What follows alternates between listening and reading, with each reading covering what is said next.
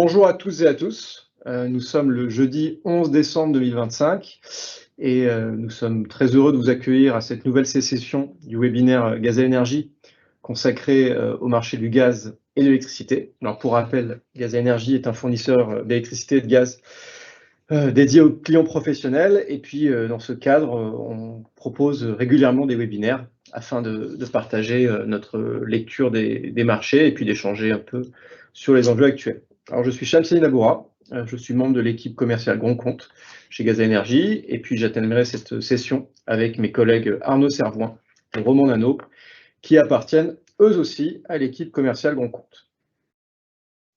Alors, la fin d'année, c'est toujours un moment privilégié pour prendre du recul, et c'est ce qu'on vous propose de faire aujourd'hui, avec un tour d'horizon structuré. Donc, comme pour chacune des sessions précédentes, on va commencer par le contexte économique général. Ensuite, on passera en revue les principales évolutions observées sur les marchés du pétrole, du gaz, du CO2 et de l'électricité. Alors bien entendu, pendant toute la durée du webinaire, vous pourrez poser vos questions sur le chat et on va recueillir ces questions au fil de l'eau et on essaiera de prendre un temps dédié à la fin de la session pour y répondre. Et comme à chaque fois, ce webinaire sera disponible en replay afin que vous puissiez l'écouter et le partager. Et puis, on mettra aussi à votre disposition le support de présentation qui se veut peut-être un petit peu plus exhaustif que la synthèse orale qu'on va faire aujourd'hui si vous souhaitez aller un peu plus en profondeur. Alors, en préambule, un mot sur le contexte de notre dernier webinaire en octobre. Alors, on était dans une phase de normalisation sous tension. On avait des prix du gaz et de l'électricité qui s'étaient éloignés des sommets de 2022 et qui restaient volatiles, mais qui était encore très sensible à la météo, au gaz et au CO2. Sur le plan macroéconomique, on décrivait déjà 2025 comme étant une année de transition, avec une croissance mondiale qui était modérée, aussi bien en zone euro qu'en France, où la croissance était beaucoup plus faible, et on avait un environnement de taux qui était durablement plus élevé que les années 2010. On est dans un contexte de sortie de crise, et il y avait encore toutefois beaucoup d'incertitudes. Alors aujourd'hui, le webinaire d'aujourd'hui aura double objectif, c'est déjà de faire après ce bilan, avec les derniers chiffres disponibles, et puis aussi de vous préparer un peu pour des décisions de couverture pour 2026 et 2028, dans un cadre qui change avec la fin de l'ARENH, les CPB, et puis aussi l'évolution du mécanisme de capacité. Voilà. Hop. Donc je vous propose de commencer maintenant en nous intéressant au contexte économique. Hop, je vais passer à la slide suivante. Hop. Très bien. Alors, comme je vous le disais, la première idée, c'est qu'on a une croissance mondiale qui se normalise. On n'est ni dans un scénario de récession globale, ni dans un cycle de super-croissance. On montre que sur ce graphique, on attend une croissance mondiale autour de 3,1% en 2026 au niveau mondial. On avait commencé à 3,3 en 2024. Ensuite, en 2025, on était à 3,2%. Et puis on termine donc l'année, on va entamer l'année 2026 à 3,1%. Donc ce qu'on voit, c'est que les économies avancées sont en croissance modérée, et tandis que les émergents, les pays émergents, en particulier l'Asie et plus particulièrement la Chine, l'Inde et l'Asie du Sud-Est, qui restent les principaux moteurs.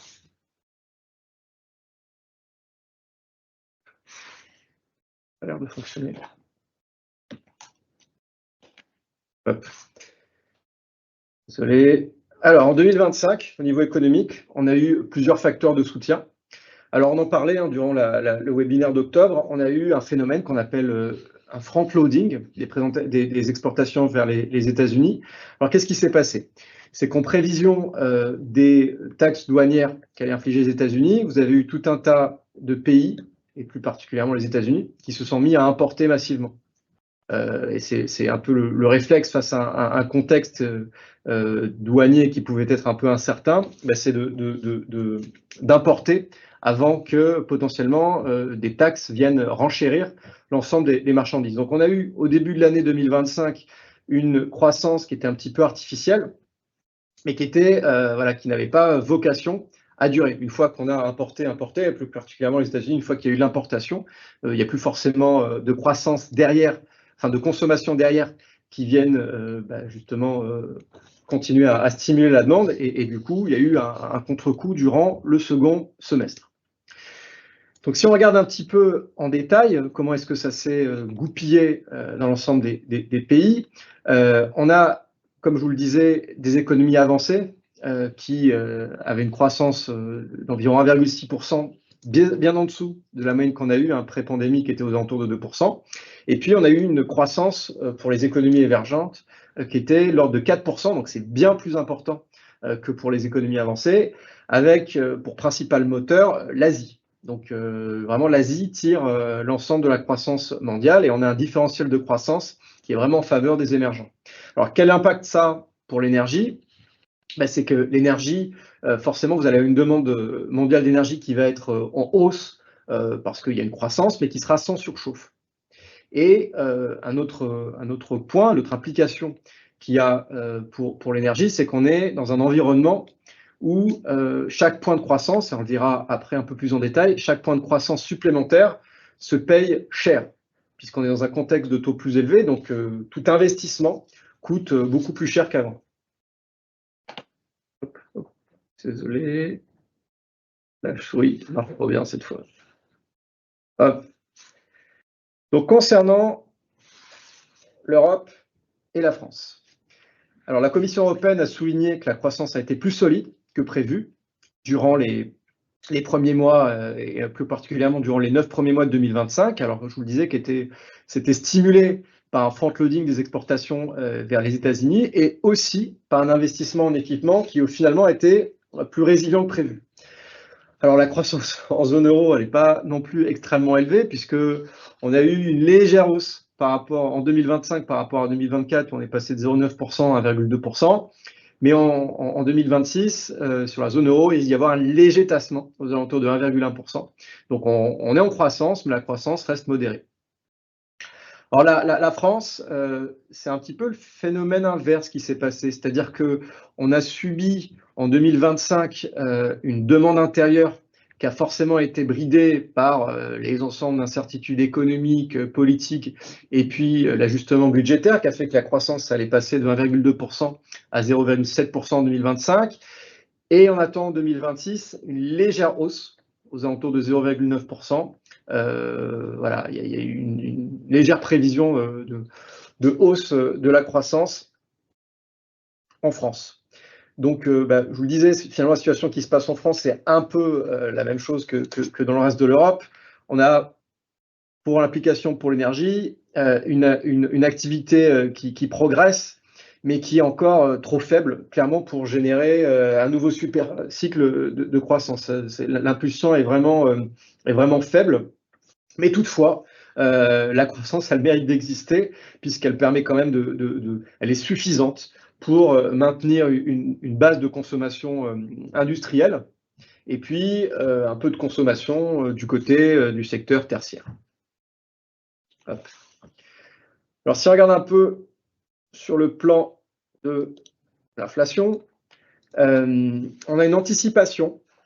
Alors, comme vous le savez sans doute, le contexte de crise Ukraine-Russie a créé un fort contexte d'inflation. Ce qu'on observe actuellement, c'est qu'on a un reflux de l'inflation qui va converger vers 3% à l'horizon 2026, et qui est même encore un peu plus faible dans la zone euro, puisqu'on va être un peu plus de 2% pour l'année 26 et 27. Ce qui, du coup, ce reflux de l'inflation, qui, en plus, combiné à une activité qui reste encore un peu modeste, permet aux banques centrales, aussi bien en zone euro qu'aux États-Unis, de baisser un peu les taux. Donc, on a un assouplissement monétaire qui est permis, et donc, on sort, en tout cas les banques centrales, la Fed, la BCE, sortent progressivement de la phase de taux directeur maxi, mais on a quand même une inflation qui reste présente, qui est aux alentours de 2%, même un peu plus de 2%, ce qui fait que le coût du capital, il reste quand même sensiblement plus élevé qu'avant la crise Covid, et la crise énergétique. Donc on est très loin des taux aux alentours de zéro qu'on a vu il y a à peu près 5 ans. Donc l'impact direct sur l'énergie, qui sont plutôt des impacts long terme, c'est que on va avoir une augmentation du coût de financement des projets dans l'énergie. Donc on parle de NR, on parle de nucléaire neuf, on parle de réseau, on parle de gaz liquéfié et on parle aussi de gaz ou de pétrole offshore. Donc vraiment, le coût du capital est plus élevé, donc ça va avoir un impact sur le long terme. Donc ça va plutôt influer sur les coûts de production long terme. Hop. Voilà. En ce qui concerne le commerce mondial, ce qu'on a vu en 2025, après l'élection de Donald Trump, c'est qu'il y a eu finalement pas vraiment de choc massif, mais plutôt une croissance qui a été moins porteuse et un financement qui était plus cher pour les projets énergétiques. Donc l'année 2025, elle a été marquée par une reconfiguration des flux commerciaux, parce qu'il y a eu des tensions qui étaient accrues, on a eu des nouveaux droits de douane, on a eu des politiques industrielles qui étaient du coup ciblées, et l'impact que ça a eu sur le commerce, c'est que la croissance des échanges, finalement, elle a été un peu plus lente que la croissance du PIB.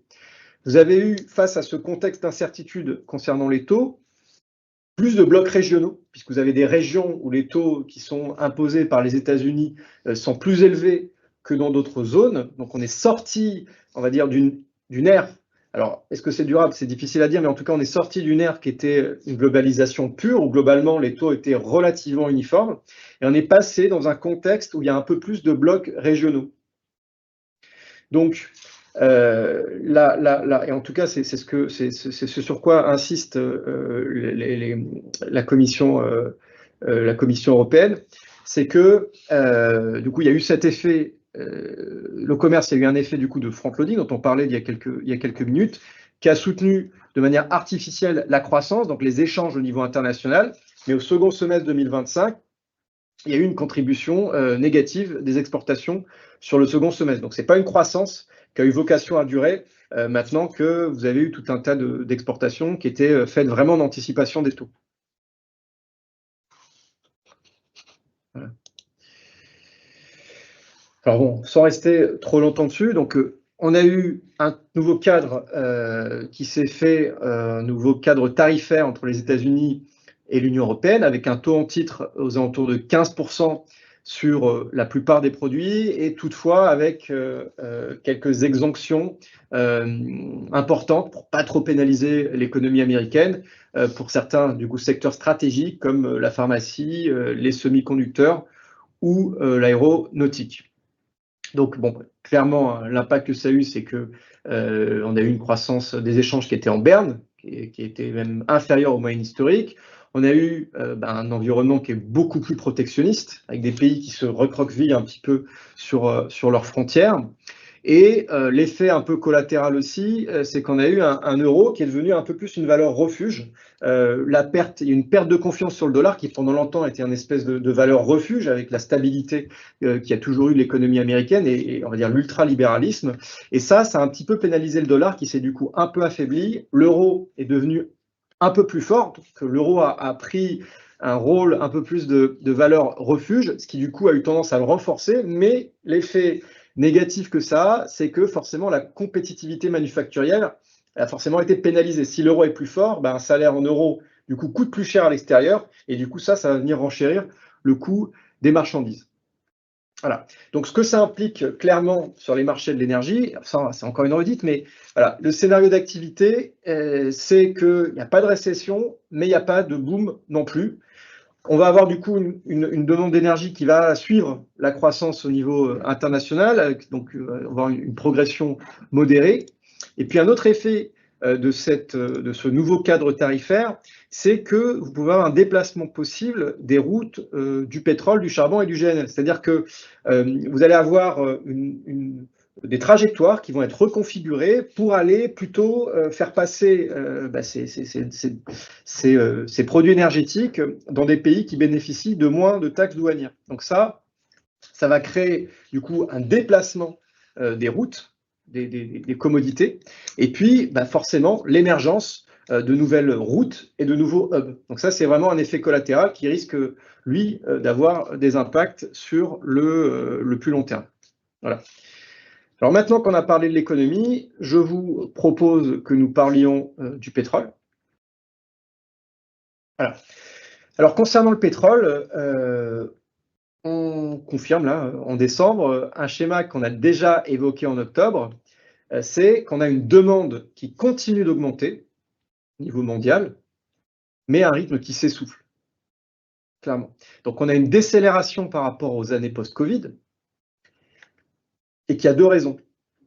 C'est que d'une part, vous avez eu un effet qui est lié à cette croissance qui est un petit peu ralentie, mais aussi car il y a eu des gains d'efficacité énergétique. Donc forcément, avec toutes les politiques de décarbonation qu'il y a dans l'ensemble des pays, ça va impacter la demande en pétrole, et puis plus particulièrement la substitution qu'il y a vers l'électrique. On en parlera encore plus longuement après, mais clairement le vecteur de la décarbonation dans la plupart des pays, en tout cas dans les économies émergentes, c'est l'électrique. Donc une substitution des usages que nous avions pour le pétrole, que ce soit pour la mobilité et pour le chauffage, vers de l'électrique. Donc concernant la répartition géographique de cette croissance, vous avez l'Asie émergente, logiquement, dans la mesure où elle tire une bonne partie de la croissance, va tirer aussi la croissance de la consommation des produits pétroliers. Donc la Chine, l'Inde, l'Asie du Sud-Est. Donc clairement, cette zone absorbe l'essentiel de la hausse. Et du côté des pays de l'OCDE, la demande elle est relativement stable, voire en léger recul. Donc voilà un peu cette répartition géographique de ce plateau de la demande aux alentours des 102 millions de barils jour qu'on observe d'ici, enfin qu'on projette d'ici 2030. Elle est tirée par cette dynamique. Et si on regarde un petit peu la répartition sectorielle, vous avez par secteur, forcément au niveau du transport routier, vous avez une consommation qui est un peu en berne, du moins dans les pays, dans les économies avancées, grâce à ces gains d'efficacité et à la montée des véhicules électriques. Du côté de la pétrochimie, qui est quand même un secteur qui est structurellement porteur, la demande n'a pas trop diminué. Et du côté de l'aviation, clairement le kérosène, c'est le secteur qui est le plus dynamique, mais on n'a pas encore retrouvé les niveaux pré-Covid. Donc l'écart se réduit, on approche des niveaux pré-Covid, mais ce n'est pas encore totalement comblé. Voilà, donc ce qui est vu clairement, hein, c'est dans les scénarios des politiques déclarées, c'est qu'on atteigne un plateau autour de 102 millions de barils par jour avant 2030, et puis ensuite une stabilisation avec un poids croissant des pays émergents et du secteur pétrochimique. Alors, si on regarde un petit peu plus en détail l'offre mondiale, elle est largement tirée par les producteurs non OPEP. Alors OPEP, OPEC ou OPEP, c'est pareil. Mais voilà, la croissance, elle est clairement tirée par les producteurs non OPEC, avec vous avez finalement 4 zones, les États-Unis, le Brésil, Guyana et Canada, qui représentent 75% de la hausse non OPEC en 2025. Donc on a eu une production non OPEC qui est attendue en hausse en 2025. Donc du côté des États-Unis, c'est le pétrole de schiste, qui est une commodité qui est très réactive au prix. Du côté du Brésil et Guyana, on est plutôt sur des champs offshore en eau profonde. Et donc voilà, donc ces 3 zones-là, clairement, concentrent les 3/4 de la croissance de l'offre au niveau international. Et donc voilà. Et du côté des pays OPEC, qui sont historiquement les pays qui ont eu tendance à produire davantage, même si maintenant c'est plus forcément le cas, on a clairement une politique de gestion active de l'offre. C'est-à-dire que les pays OPEC ajustent leurs coupes en modulant progressivement leurs quotas pour essayer de stabiliser les prix. Et donc, ils sont un petit peu tiraillés dans... Alors, s'ils baissent trop leur production, ils vont peut-être perdre quelque part de marché. Et à l'inverse, s'ils augmentent trop leur production, là, ça risque d'avoir un effet négatif, baissier sur les prix. Donc, clairement, il y a une politique de la gestion de l'offre. Donc, Pour l'instant, ils maintiennent un niveau de production qui est globalement stable, même s'il y a quelques coupes volontaires qui ont été reconduites. Et puis, ils gardent quand même sous le coude plusieurs millions de barils jour de capacité de réserve, qu'on appelle une spare capacity, qui vont mobiliser si à un moment ils voient que les prix sont trop bas. Donc clairement, le prix cible des pays OPEC, c'est aux alentours de $60 du baril. Et voilà, ils essaient d'un petit peu de défendre ce prix. En dessous, vous avez tout un tas de projets qui deviennent plus rentables. Et au-dessus, vous avez un petit peu de destruction de la demande. Donc clairement, les $60, c'est un prix qui essaye de défendre les pays OPEC. Voilà. Alors l'équilibre offre-demande, bon, je pense qu'on l'a compris, hein, il est clairement en faveur de l'offre. On a des stocks qui sont en très forte augmentation. Et puis les millions de barils d'oil en water illustrent bien cette phase de reconstitution des stocks après la tension extrême qu'on a eue pendant la crise de 2022. Donc on le voit dans le graphe à droite, la courbe bleue qui représente les jours de réserve dont disposent les pays OECD, de l'OCDE. Et ben, ça fait plusieurs mois que c'est en forte augmentation, donc on a en plus de capacité de réserve. Et donc ça, c'est vraiment en stock. Donc les perspectives entre 2026 et 2030, alors c'est un peu comme pour les manifs, il y a suivant les manifestants et suivant les forces de l'ordre, mais là, selon l'EIA, il voit plutôt un plafond de la demande mondiale, aux alentours des 102 millions de barils jour, et ensuite un déclin lent, parce qu'on a une capacité de production qui ne fait qu'augmenter, et qui du coup va venir vraiment créer un marché, voilà, va venir aggraver ce marché excédentaire. Donc on est passé d'un monde de pénurie potentielle à un monde de surcapacité potentielle. Et puis, selon les pays de l'OPEC, eux voient plutôt une demande en hausse jusqu'à un niveau d'environ 116 millions de barils de jour à horizon 2045. Donc, pardon, le résumé de tout cela, c'est qu'on voit plutôt un surplus structurel, sauf s'il y a un choc géopolitique majeur. Mais en l'état, on voit plutôt un surplus structurel.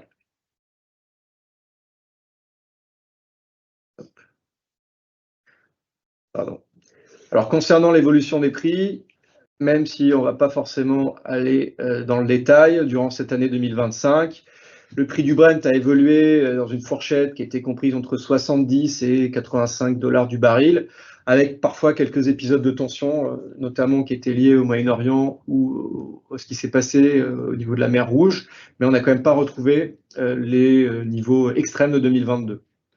Donc les scénarios, que ce soit du FMI ou de la Commission européenne ou les consensus de marché pour les mois à venir, ils voient plutôt un Brent aux alentours de 70 $ du baril au maximum, avec une légère baisse qui est anticipée en 2026. Et puis, forcément, les principaux risques qui sont identifiés, c'est un peu les mêmes que ce qu'on a eu depuis ces derniers mois. C'est les escalades géopolitiques au Moyen-Orient ou dans d'autres zones productrices, même si on est dans un marché qui est beaucoup plus éclaté. Mais si vous avez des zones qu'on a évoquées où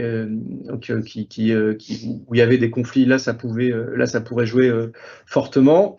D'autres risques aussi, c'est si à un moment les pays de l'OPEC décidaient de resserrer plus fortement l'offre, si les prix approchaient durablement les $60 et que ça menaçait d'aller en dessous, et puis d'éventuelles contraintes d'investissement qui se matérialiseraient plus tôt que prévu. Donc ça pourrait avoir un effet haussier. Et puis les risques baissiers, ils sont identifiés sous trois facteurs. Le premier, c'est forcément s'il y a un ralentissement plus marqué de la croissance mondiale, ça va jouer sur les prix du pétrole. Si jamais il y a une accélération de l'adoption des véhicules électriques et de la sobriété dans les transports, là aussi, ça peut avoir un effet baissier. Et puis, si dans les autres usages pétroliers qu'il peut y avoir, notamment dans l'industrie, vous aviez des gains d'efficacité qui seraient plus rapides, là aussi, ça pourrait avoir un effet baissier. Donc voilà, clairement, que ce soit pour le consommateur industriel ou tertiaire, via la mobilité, le message c'est que le pétrole, ça reste quand même un facteur de coût important, mais qui est relativement borné dans des scénarios centraux.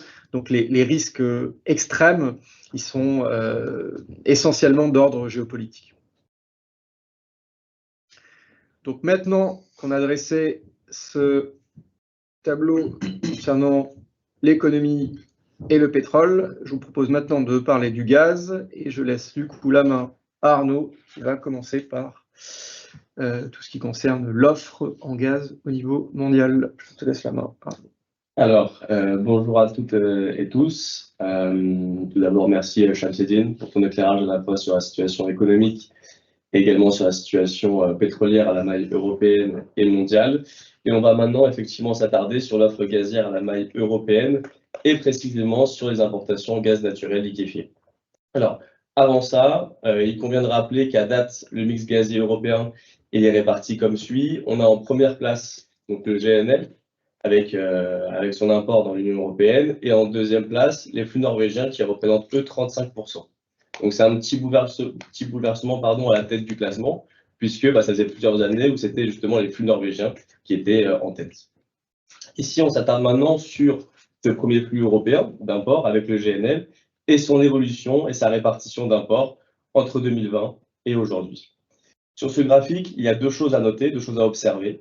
La première, c'est la recomposition du marché énergétique européen depuis 2022, donc depuis le conflit entre la Russie et l'Ukraine. On avait historiquement des flux gaziers russes par pipeline qui étaient conséquents et qui ont été rapidement remplacés justement par du GNL américain depuis 2022. Et on le voit assez clairement sur l'image, puisque à partir de 2022, on a une multiplication par 2, voire même par 3, justement, de ces flux américains en Europe. Donc ça, c'est la première information. On avait aussi une statistique, c'est que sur ces 40% de flux de GNL qui arrivent en Europe, on en a 60% qui proviennent des États-Unis aujourd'hui. Donc c'est dire l'ultra-dépendance qu'on a au GNL américain en Europe à date. Deuxième chose qu'il convient de noter, c'est la présence encore aujourd'hui de flux russes via GNL, pas via pipeline, mais par GNL, avec notamment, on le voit sur le graphique, des petites bougies rouge foncé à l'écran entre 2020 et aujourd'hui, elles sont toujours présentes. Et c'est actuellement un des débats au sein de l'Union européenne sur la fin imaginée pour l'import total de gaz russe, que ce soit par pipeline ou par flux GNL.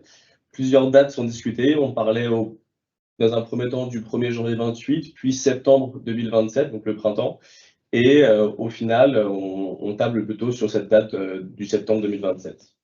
Alors, il faut savoir qu'il y a plusieurs pays qui s'y opposent aujourd'hui, avec notamment la Hongrie et la Slovaquie, qui, eux, pour le coup, sont des pays qui sont plus dépendants au gaz russe que les autres pays européens, qui ont déjà, pour l'heure, réussi un petit peu à recomposer leur mix propre.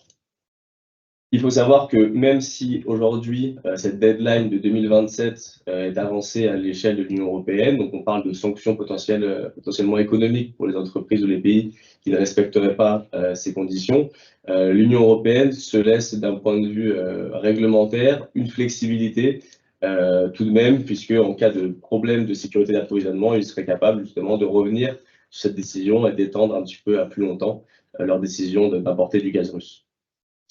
On a enfin une autre statistique à relever, donc ce n'est pas sur le graphique, mais c'est une autre information assez importante sur le GNL, c'est le fait qu'il y a des perspectives rassurantes sur les imports de GNL qui sont possibles sur les années à venir, notamment de la part du Canada, du Qatar et des États-Unis, encore une fois, à l'horizon 27, 28, 29, avec des nouvelles capacités de GNL qui seraient disponibles.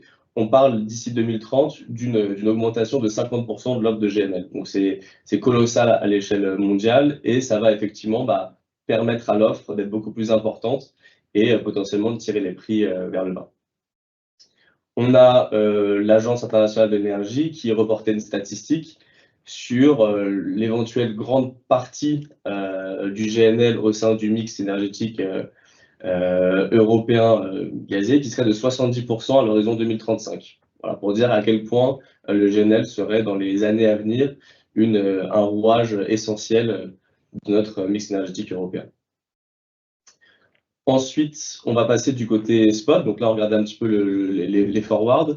On a, donc là, c'est sur les dernières semaines. On regarde sur le mois de novembre. les imports et l'état des différents imports. Donc on a le flux norvégien, on a vu en numéro 2 tout à l'heure, avec 35% du mix gazier européen. Pas de grandes nouvelles sur les dernières semaines, tout du moins sur celle du mois de novembre, puisqu'au mois de décembre, il y a eu des petits couacs, notamment avec la connexion avec le Danemark, avec une limitation pendant une semaine de plus de 15% de la capacité d'échange, et une panne sur Troll le 2 décembre également, de 3 jours. Donc, côté flux norvégien, c'est quand même globalement bon. On peut le voir à l'écran avec cette couleur rouge qui est plutôt stable tout au long du mois de novembre.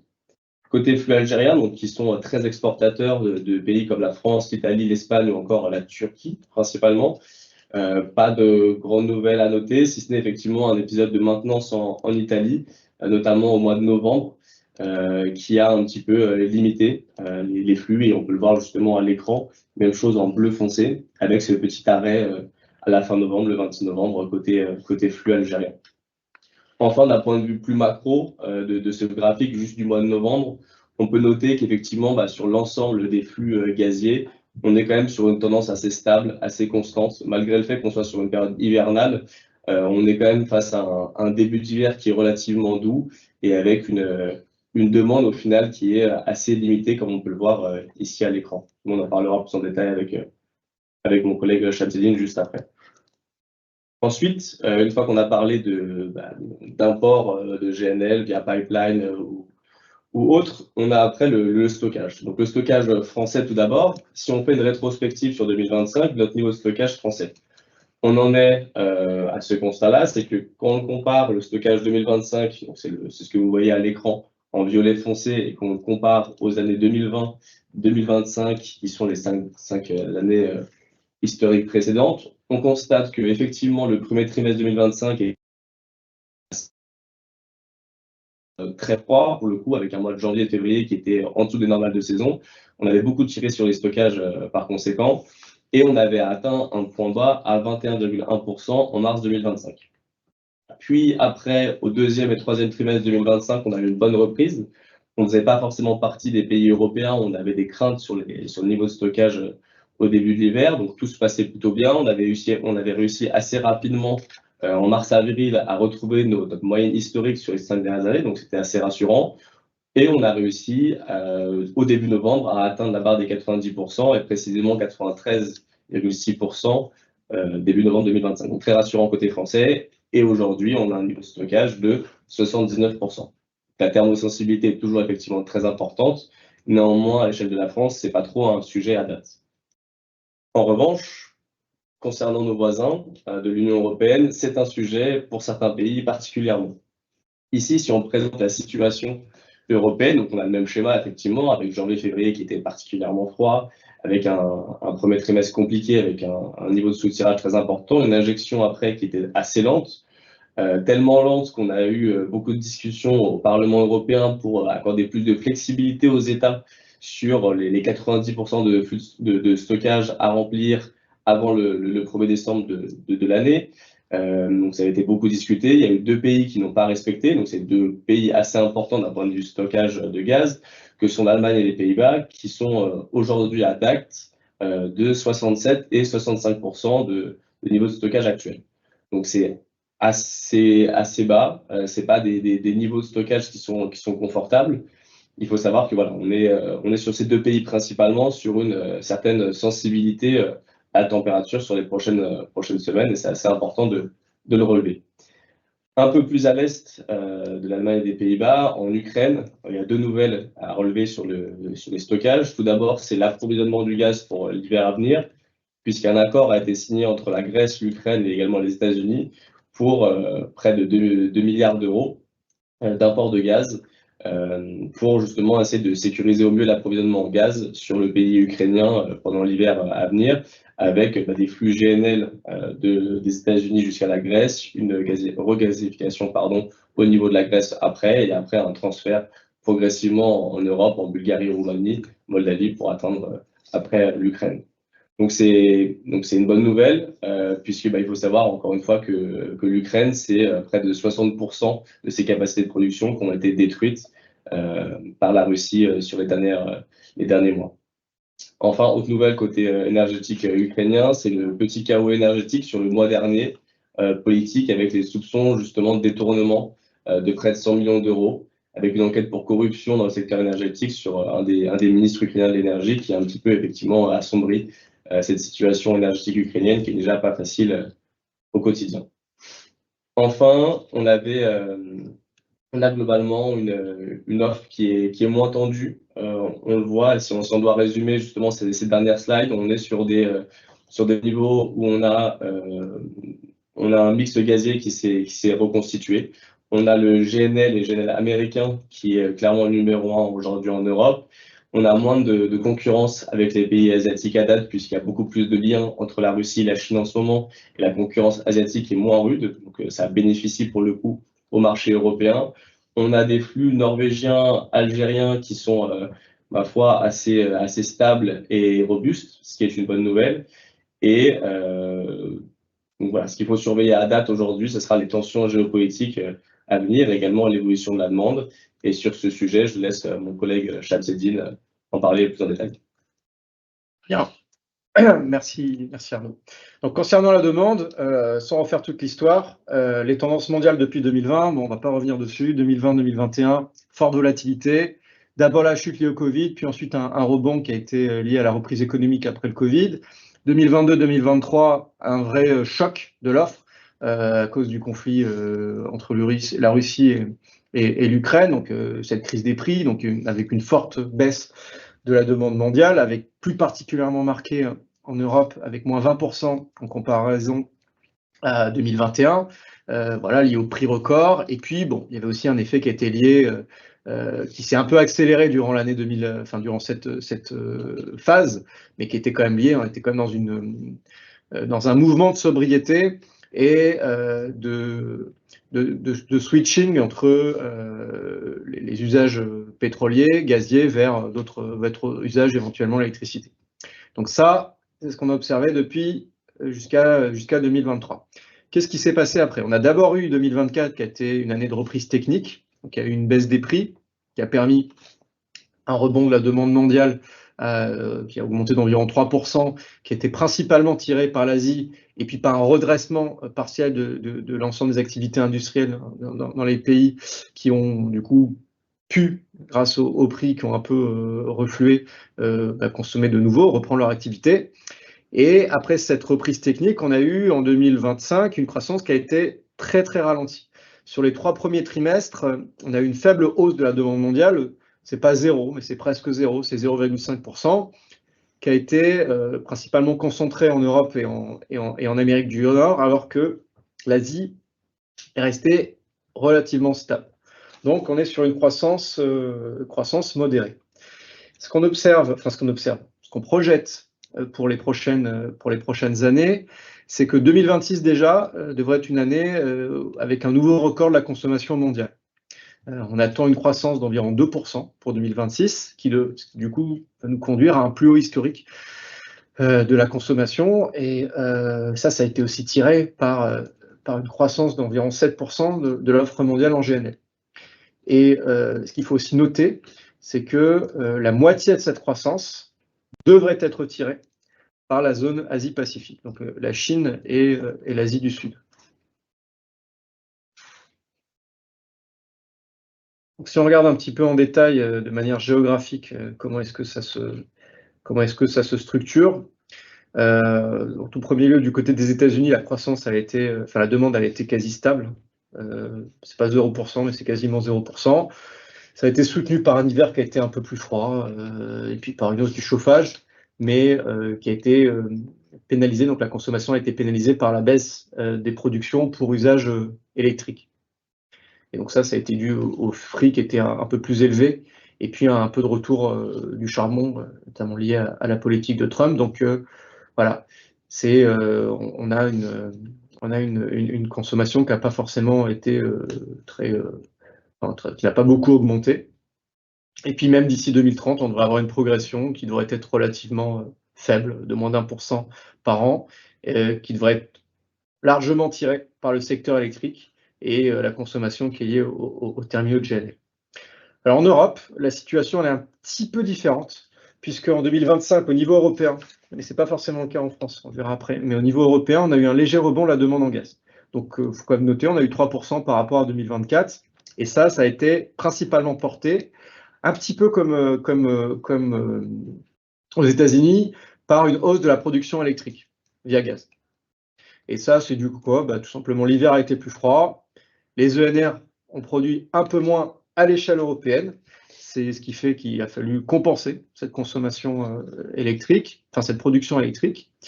Mais en parallèle, heureusement, entre guillemets, qu'il y a une demande pour la production électrique, parce que du côté de l'industrie et la demande pour le tertiaire et le résidentiel, c'est pas encore, c'est plutôt faible.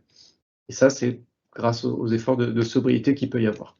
Et ce qu'on entrevoit pour l'année 2026, c'est qu'on devrait reprendre au niveau européen cette trajectoire baissière, environ moins 2%, parce que, et c'est plutôt une bonne nouvelle, on a une montée de la production des ENR dans le mix énergétique, et puis vous avez eu tout un tas de réflexes qui ont été pris durant les crises, l'efficacité énergétique, la sobriété, qui devraient être reconduits. C'est-à-dire qu'une fois que vous avez pris, entre guillemets, de bonnes habitudes, une fois que la consommation, vous êtes en mesure de consommer une quantité de gaz inférieure pour la même activité industrielle, vous êtes en mesure de consommer la même quantité de gaz pour un même degré de chauffage, eh bien, c'est une habitude que vous gardez. Donc, toutes ces choses-là, ça devrait se maintenir, en tout cas pour le résidentiel, le tertiaire, mais aussi pour l'industrie.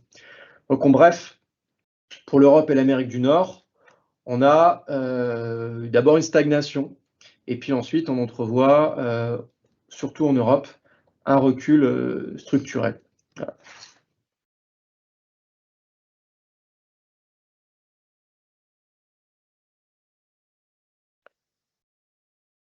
Alors du côté des autres régions, alors pour déjà le Moyen-Orient et l'Afrique, pour le Moyen-Orient, on devrait avoir une belle croissance, d'environ 2 à 3%, qui devrait être portée d'une par l'industrie, puisqu'on est sur beaucoup de pays qui sont en très fort développement, en très forte croissance, mais aussi par la production électrique. Le Moyen-Orient, c'est plutôt une zone où usuellement, et l'Afrique, où vous avez la production électrique qui est faite à base de pétrole, et vous avez de plus en plus d'usages, tout un tas de process qui du coup vont switcher vers de la production électrique via gaz. Donc ça va vraiment porter la consommation de gaz. Et si bien qu'à horizon 2030, le Moyen-Orient devrait représenter quasiment 30% de la croissance mondiale. Et tout cela tiré par le secteur électrique, avec ses programmes de bascule fuel-gaz, notamment en Arabie Saoudite. En Afrique, c'est un petit peu plus compliqué, la progression est un peu plus modeste, pour une bonne raison, c'est qu'il y a un manque d'infrastructures gazières qui font que le gaz ne se développe pas aussi bien que dans les autres zones. Alors concernant l'Asie en 2025, on a une croissance qui a été relativement faible, moins de 1% par rapport à 2024. Plus particulièrement en Chine, on a une demande qui a stagné sur un fond de prix qui était encore élevé et puis d'industrie en ralentissement. En 2026, on devrait avoir un rebond qui serait marqué, un rattrapage en somme de l'année 2025, où on entrevoit une croissance de 5% de la demande en Asie-Pacifique. Et ce rebond devrait se poursuivre dans les années d'après, puisqu'on entrevoit qu'à horizon 2030, l'Asie-Pacifique devrait représenter environ la moitié de la hausse mondiale. Et dans cette moitié, la hausse mondiale, vous avez la Chine qui représente la moitié.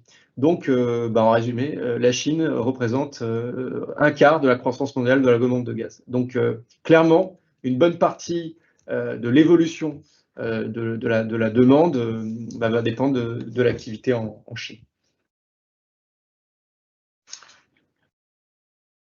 Alors, si on se focalise un petit peu plus sur l'Europe.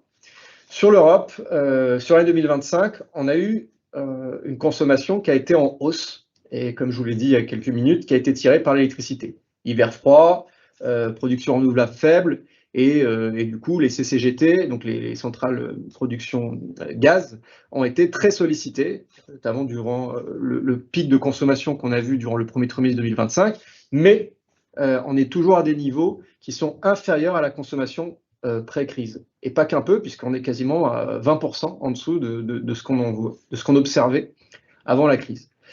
Et sur l'année 26, du coup, le recul devrait se poursuivre grâce à ce développement des ENR, et puis à tous les efforts de décarbonation et de sobriété énergétique, ou d'efficacité plutôt, dans les secteurs de l'industrie et du bâtiment. Donc à horizon 2030, on devrait avoir une baisse de 8 à 10% de la demande si on compare par rapport au niveau de 2024, et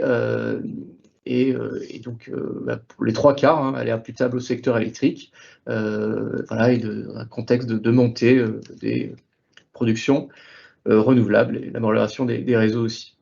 Et puis dans un contexte aussi où on a essayé, mais on est en train d'y parvenir à essayer de se passer de plus en plus du gaz russe d'ici 2027. Alors ça, c'est la tendance au global, au niveau européen, mais vous avez quand même des disparités en fonction des pays. Et puis si on prend deux cas qui sont deux cas très différents, en Italie, le gaz représente quasiment la moitié de la production électrique. L'utilisation des centrales gaz, elle est quasi quotidienne. Et on a du coup une demande qui est très sensible aux besoins du système électrique.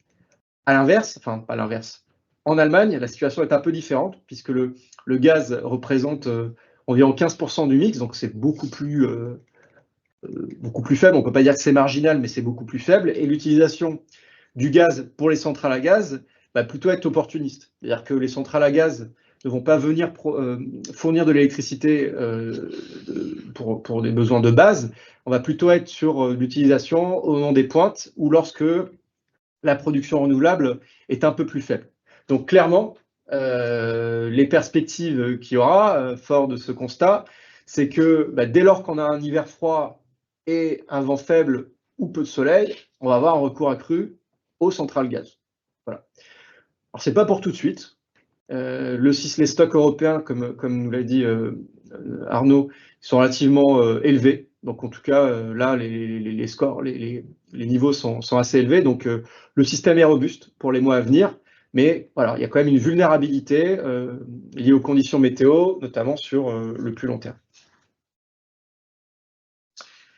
Et la situation en France, elle est un tout petit peu différente. Donc, sur les 2 dernières années, on a eu une forte baisse de la consommation dans les bâtiments et l'industrie. On va pas refaire l'histoire, pendant la crise, les prix élevés, la sobriété, la baisse d'activité dans les secteurs intensifs, notamment dans l'industrie, mais aussi grâce aux efforts de sobriété. Donc, maintenant, pour chauffer, on a besoin de moins de gaz. Donc, on a une intensité du chauffage gaz en Europe, et qui est vrai aussi en France, qui a reculé entre 2020 et 2023 de l'ordre de 15%. Donc pour chauffer la même quantité, eh bien, on a besoin de moins de gaz. Donc ça a clairement pesé dans la demande en gaz. Et c'est encore plus vrai en France, puisque les efforts de décarbonation et de sobriété ont été la France fait partie des pays où ces efforts ont été particulièrement observables. Et cette année, du coup l'année 2025, c'est plutôt une année de transition, avec pour l'industrie une consommation qui est encore en baisse sur les 3 premiers trimestres, d'environ 7% si on compare par rapport au niveau 2024. Et ça, c'est largement attribuable aux secteurs qui utilisent vraiment le gaz dans son process. Et c'est le cas notamment pour les secteurs du raffinage et des fertilisants. Et concernant le secteur résidentiel et tertiaire, début d'année, hiver un peu froid, un peu de hausse de la consommation, mais clairement, voilà, la demande est limitée pour les raisons que nous avons invoquées, et aussi par le développement pour le chauffage des pompes à chaleur. Donc voilà, on a clairement l'année 25 qui est une année de transition en France. Alors si on résume un peu tout ce qu'on s'est dit là, et c'est le but de ce slide, c'est de manière géographique, qu'est-ce qui tire la demande de gaz à horizon 2030. Donc de manière géographique, vous avez l'Asie-Pacifique qui va tirer 50% de la croissance. On l'a dit, la Chine, via l'industrie, la production d'électricité et le transport des camions GNL, qui va fortement impacter cette demande. Et puis du côté de l'Inde, vous avez un développement vraiment très important des réseaux de gaz de ville qu'on appelle le City Gas, en plus de l'industrie et l'électricité. Vous avez le Moyen-Orient qui va représenter un quart de la croissance à horizon 2030, avec ce qu'on a dit, hein, les substitutions fuel vers l'électricité fuel vers gaz pour la production d'électricité, et puis aussi par la consommation intérieure. Et puis, du côté de l'Amérique du Nord, même si c'est un peu plus faible, il faut quand même le noter, on a 15% de cette croissance qui est imputable à l'Amérique du Nord via tous les développements liés au numérique, l'intelligence artificielle, les crypto-monnaies, donc au niveau des data centers notamment. Voilà, donc ça au niveau géographique. Et du côté de l'Europe et des pays, et puis de la zone Japon-Corée, on est sur soit de la stabilité, soit de la légère baisse pour les raisons que nous avons invoquées précédemment. Et puis si on regarde qu'est-ce qui tire cette demande au niveau sectoriel, 50% de cette croissance, elle est liée aux industries et aux usages énergétiques, donc les procédés thermiques, la vapeur, et puis tout ce qui est secteur pétrochimique avec notamment le raffinage et l'upstream. Donc ça tire 50% de la croissance, mais principalement en Asie et au Moyen-Orient. Vous avez à peu près un tiers qui est tiré par la production d'électricité, notamment en Asie-Pacifique et au Moyen-Orient. Et puis, vous avez aussi une autre part un peu plus faible qui est liée au GNL transport, notamment en Chine et dans le maritime. Et puis, les usages qui sont un peu en baisse en termes de consommation gaz, c'est le chauffage des bâtiments. Et puis, la production d'électricité dans les systèmes décarbonés, notamment dans les pays d'Europe du Nord et la France aussi, c'est valable aussi pour la France, où l'usage du gaz, en tout cas pour la production d'électricité, va plutôt être centré durant les périodes de pointe, donc vraiment sur des besoins de flexibilité. Voilà pour le tour d'horizon sur le gaz. Je laisse la main du coup à Arnaud qui va nous parler un petit peu de l'évolution des prix du gaz. Alors, merci Shamsidine. Alors, effectivement, si on refait le match 2025 suite à ce review côté offre puis demande, et qu'on regarde effectivement l'évolution du produit TTF, qui ancre effectivement le coût du gaz européen dans l'industrie, dans la production européenne, on voit assez rapidement une tendance claire, c'est la tendance de backwardation sur cette année 2025, avec un gros mouvement au premier trimestre et après effectivement deux différents mouvements qu'on va essayer de décrire maintenant. Donc le premier mouvement, c'est un mouvement baissier entre janvier et avril 2025. Donc encore une fois, on sortait d'un hiver 24-25 assez froid en janvier-février, on avait des besoins électriques assez importants, les CZG étaient appelés, on avait des besoins électriques conséquents, une demande en hausse, une offre à peu près limitée à ce moment-là, et donc des prix assez hauts. On avait en plus effectivement cette équation offre-demande, des assouplissements possibles qui commençaient à être discutés sur les stockages de l'Union européenne pour l'hiver à venir, donc ça détendait un petit peu ce marché qui était un petit peu tendu en janvier-février. On avait des menaces d'application de tarifs douaniers de la part de Trump qui potentiellement allaient ralentir fortement la demande, donc permettre au prix encore une fois aussi de diminuer. On avait des pourparlers de paix avec la Russie, avec les États-Unis qui s'annonçaient comme étant le super-héros des temps modernes capable d'arrêter la guerre en 2-3 jours. On avait une prévision de météo modérée. Et voilà, ces 4-5 éléments consécutifs ont permis de constater cette baisse assez importante des marchés TTF spot, CAL 26, 27 ou 28. Puis, deuxième moment assez important de l'année 2025, c'est la hausse de mai et de juin 2025, avec plusieurs éléments. Donc, tout d'abord, un événement géopolitique majeur, donc l'escalade du conflit au Moyen-Orient et donc entre l'Iran et l'Israël le 12 juin dernier, ce qui a directement provoqué des tensions sur le détroit d'Ormuz à l'époque, une tension assez importante sur le pétrole, mais également sur le GNL, donc sur le gaz plus généralement. On avait à ce moment-là une liaison Russie et marché asiatique qui était beaucoup moindre qu'elle l'est aujourd'hui. Et on avait effectivement cette concurrence asiatique qui existait pour le marché européen. Et on avait cette concurrence-là qui tendait également les prix vers le haut. Il faut savoir que mai-juin, c'est aussi le moment où on remplit les stocks. Donc effectivement, c'est forcément contraignant de réinjecter du gaz dans les stocks qui sont assez faiblement remplis, puisqu'on l'a dit, on est sorti en février-mars avec des stocks très bas, français ou européens.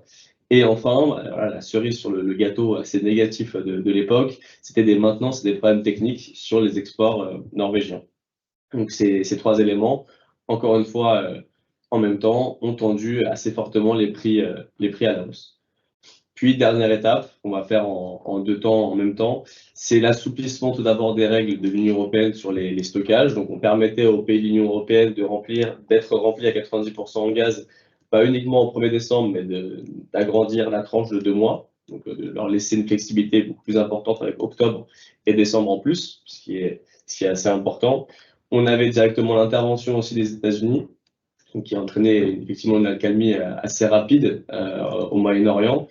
Et enfin, on a eu ces projets de discussion entre la Russie et la Chine, notamment sur des créations de pipelines, sur des imports de flux GNL détournés russes, qui ont permis effectivement de diminuer la demande asiatique. Et voilà, donc tous ces fondamentaux ont fortement provoqué cette baisse des marchés qu'on observe aujourd'hui. Donc on voit des prix qui sont en chute libre depuis quelques semaines. Et la question, c'est jusqu'à quel niveau on va descendre. Et donc, pour répondre à cette épineuse question, je laisse la main à mon collègue Shamseddine. Bien. Merci Arnaud. Hop. Ça peut pas baisser. Bloc. Ça peut pas. Désolé, on a un bug. Ah oui, parce que c'était une animation. C'est pas fini. Je passe au truc après. Très bien, merci Arnaud. Alors sans revenir sur tout ce qu'a dit Arnaud, mais voilà, la tendance un peu indépendante de toute considération des fondamentaux, de manière extrêmement prosaïque, graphique.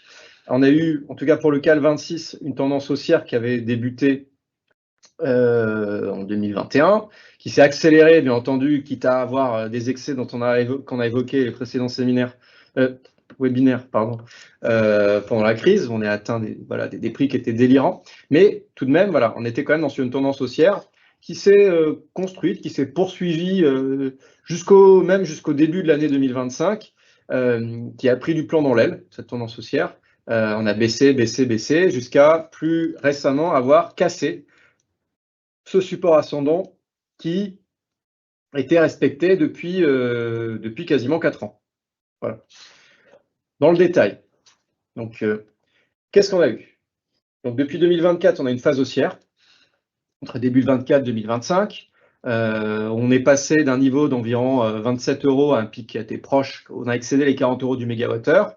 Donc, on s'est appuyé sur un support oblique ascendant qu'on a régulièrement testé.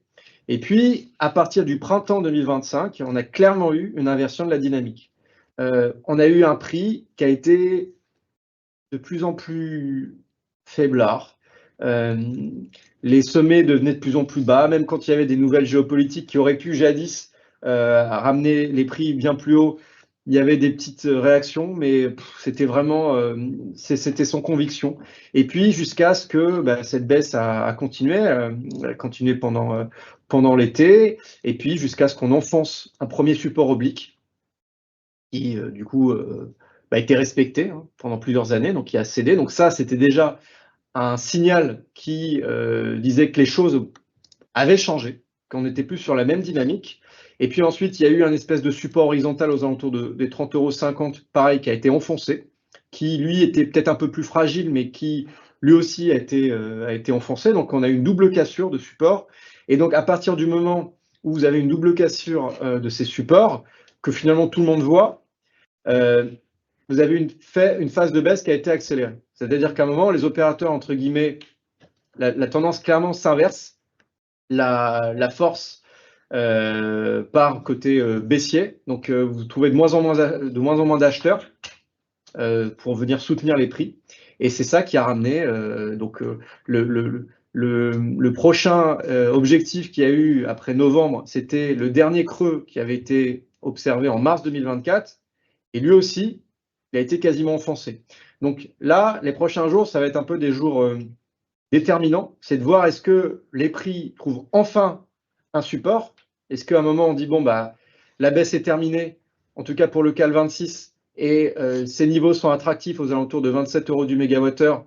Les vendeurs disent moi stop, en dessous de 27, je ne peux plus vendre, et les acheteurs disent 27, moi c'est correct, et du coup ça crée un mouvement, alors pas forcément de hausse, mais au moins de consolidation. Est-ce qu'on est en train de trouver un nouveau niveau d'équilibre? Donc les prochains jours vont être relativement déterminants. Alors il ne reste plus beaucoup de jours pour le CAC 26, mais voilà, donc ces prochains jours vont être déterminants. Donc c'est important de savoir aussi que le CAC 26, c'est une échéance qui est un futur, mais d'assez court terme.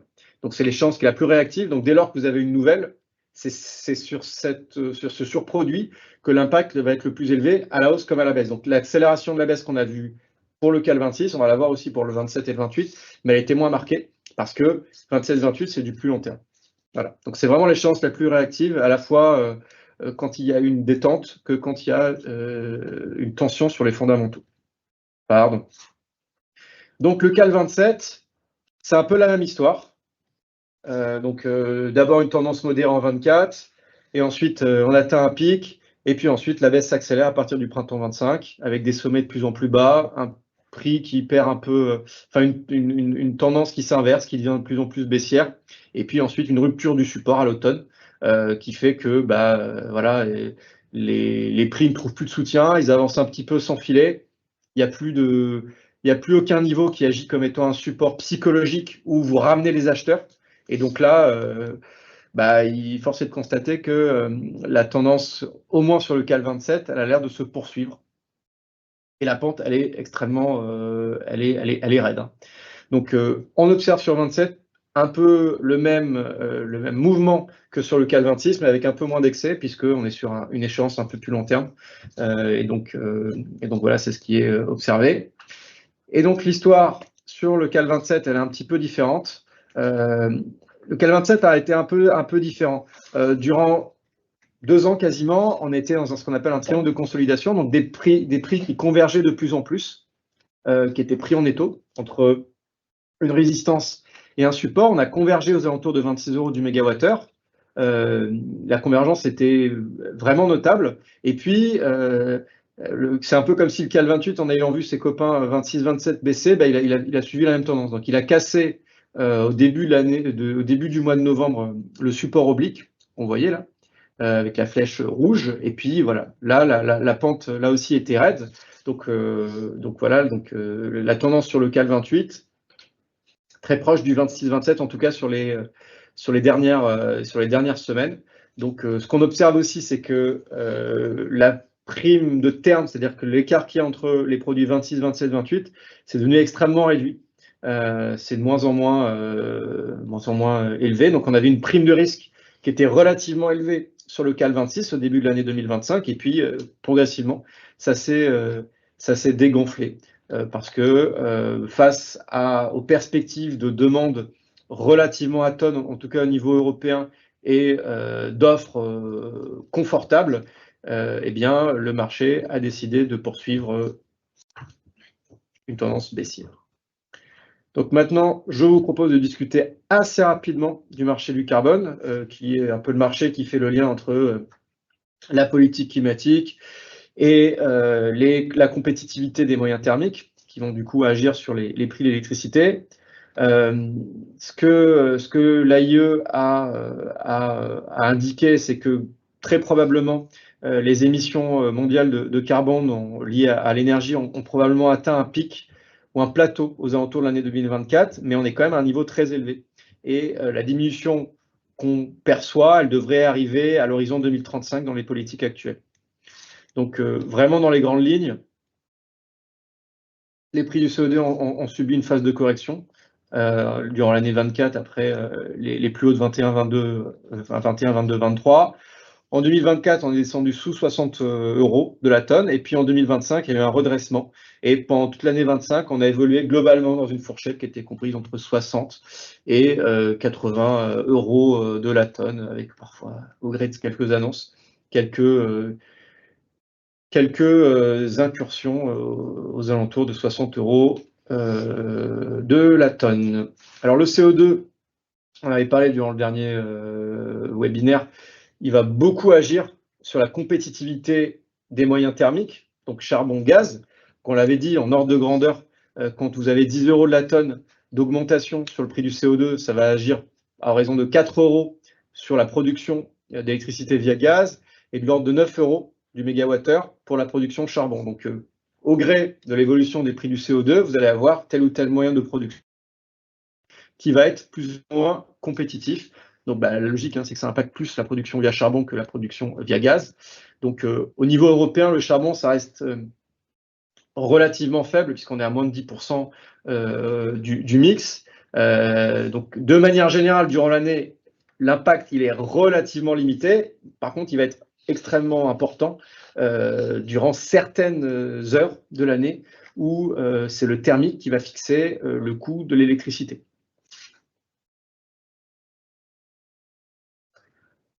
Voilà.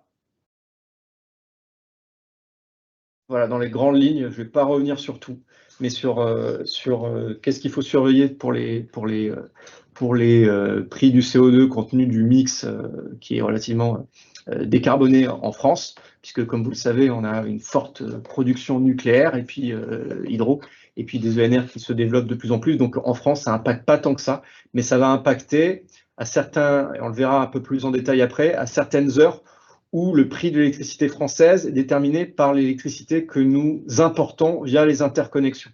Donc même si en France, on n'a pas recours beaucoup aux centrales gaz et encore moins aux centrales charbon, il y a des heures où on n'a pas assez d'électricité, on va du coup importer l'électricité à nos voisins, et c'est là que ça peut impacter les prix en France. Voilà. Donc, charbon quasi absent en France, puisque en plus la dernière centrale actuellement qui fonctionne, elle devrait être fermée durant l'année 27. Voilà. Donc c'est plutôt pour nos voisins européens que les prix du charbon, enfin du CO2 peuvent interférer sur les prix de l'électricité.